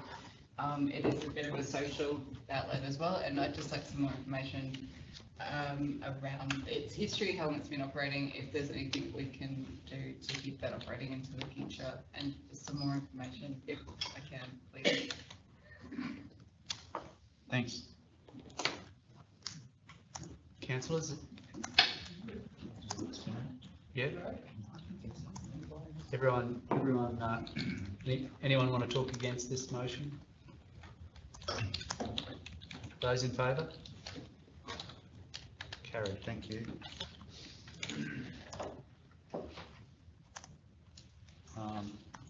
Another business without notice? Councillor Kaji? Thanks, Andy. My business without notice refers to the Mill Falls project. Had an information session some time ago when this thing was in its initial stages. We were informed by officers that the staircase out there in the access ramp from the upper car park to the lower car park was non-compliant, and that a new access path and handrails and etc. were endorsed by council, and we were led to believe that they would be a compliant staircase and handrail system.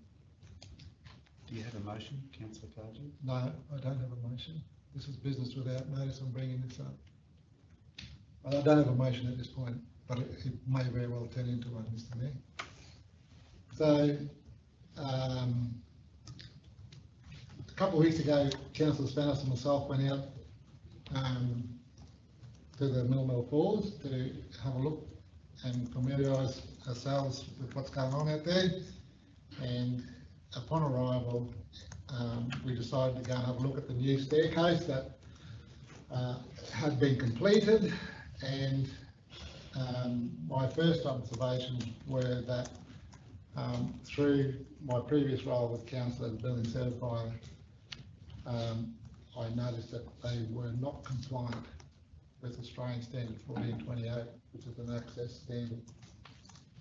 So we were led to believe at our information sessions that the old access pathways and things were going to be ripped out and replaced with compliant staircase.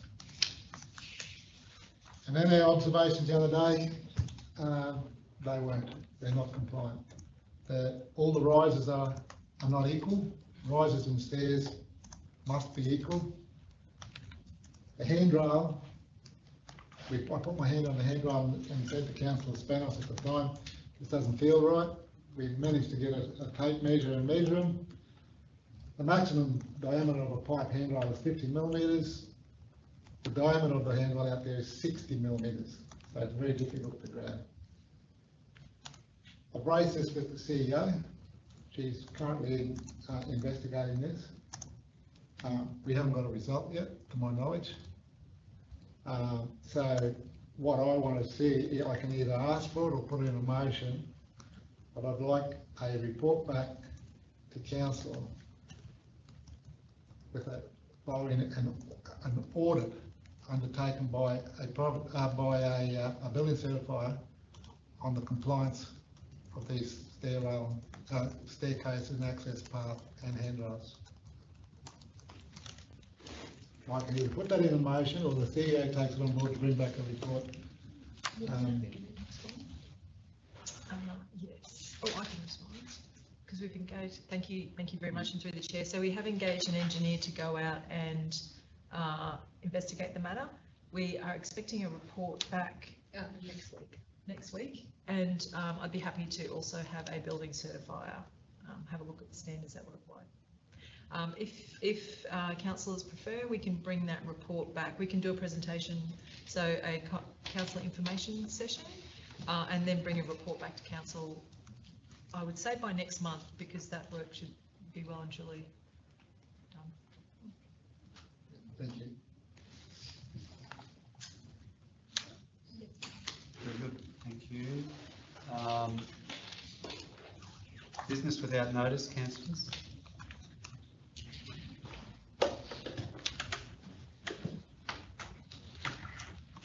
Okay, that brings us to confidential items. So councillors, can we have a mover that in accordance with section 254J1 of the Local Government Regulation 2012, the meeting will close at this part of the meeting to the public for the reasons and matters noted.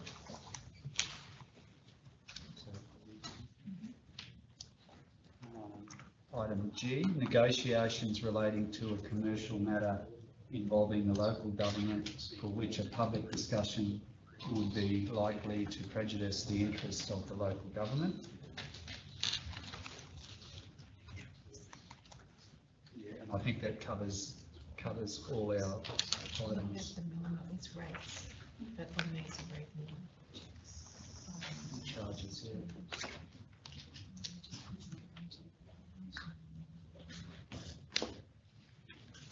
Just checking we've covered all the items in confidential with that provision. We'll just get that advice.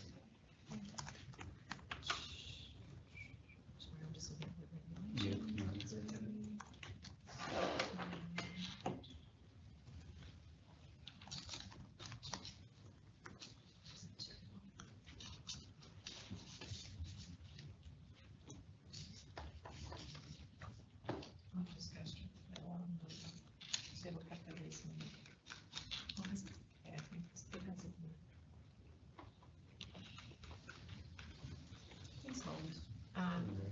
D, rating concessions.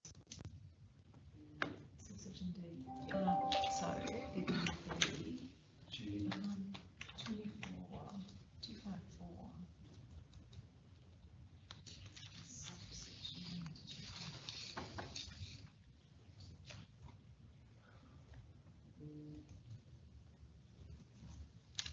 Yeah, we've just got a late item added to confidential and we want to make sure that we cover off that late item, which is a bit different from the other three. Confidential.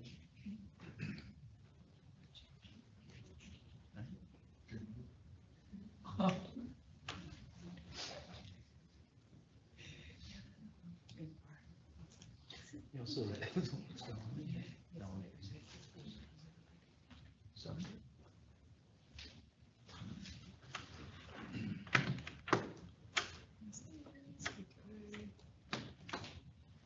So it will be 254J subsection 3D of the local government regulations. Yeah, so I'll read that out now. And do I have another? It's the fees and charges. That was that one. Oh, that's that. Yeah, so everything else is subsection members for subsection, what was the first one? G. G, and except the last one, the one that we've just received is subsection D. No, you've probably said it enough. Okay. And to cover our last confidential item today, that in accordance with section 254J 3D of the Local Government Regulation 2012, the meeting will close as this part of the meeting to the public for the reasons and matters noted.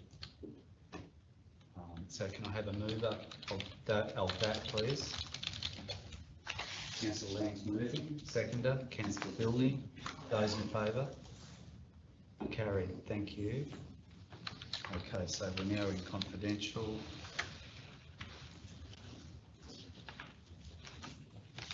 So we'll go to item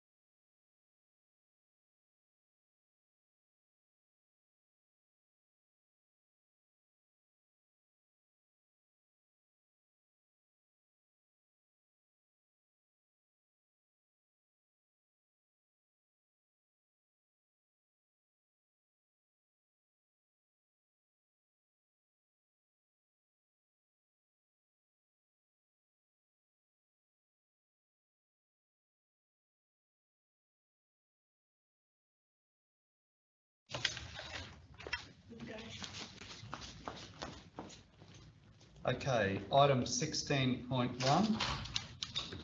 TRC 2025-01 tender lease over part of 1 Jack Road, Herberton. Those in favour of the officer's can we have a mover of the officer's recommendation and a seconder? Councillor Hayden's moving, Councillor Bilney seconding, and those in favour. Thank you, that's 7.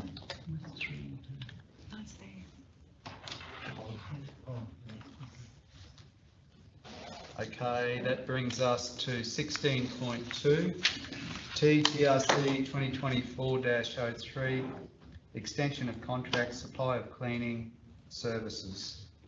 Do we have a mover and seconder of the officer's recommendation? Councillor Lang and Councillor Spanos. Those in favour? Carried, 7. Thank you. 16.3. TRC 2025-07, TRC DRFA Program Management. Do we have a mover of 16.3 and a seconder? Councillor Barty and Councillor Spanos. Those in favour? Carried, that's 7. 16.4, Miller sewerage charge. Do we have a mover and seconder of the officer's recommendation? Councillor Bilney's moving and Councillor Barty. And those in favour? Carried, that's 7. Thank you. Our next meeting will be on the 24th of April. Meeting closed. Thanks everyone. Thank you.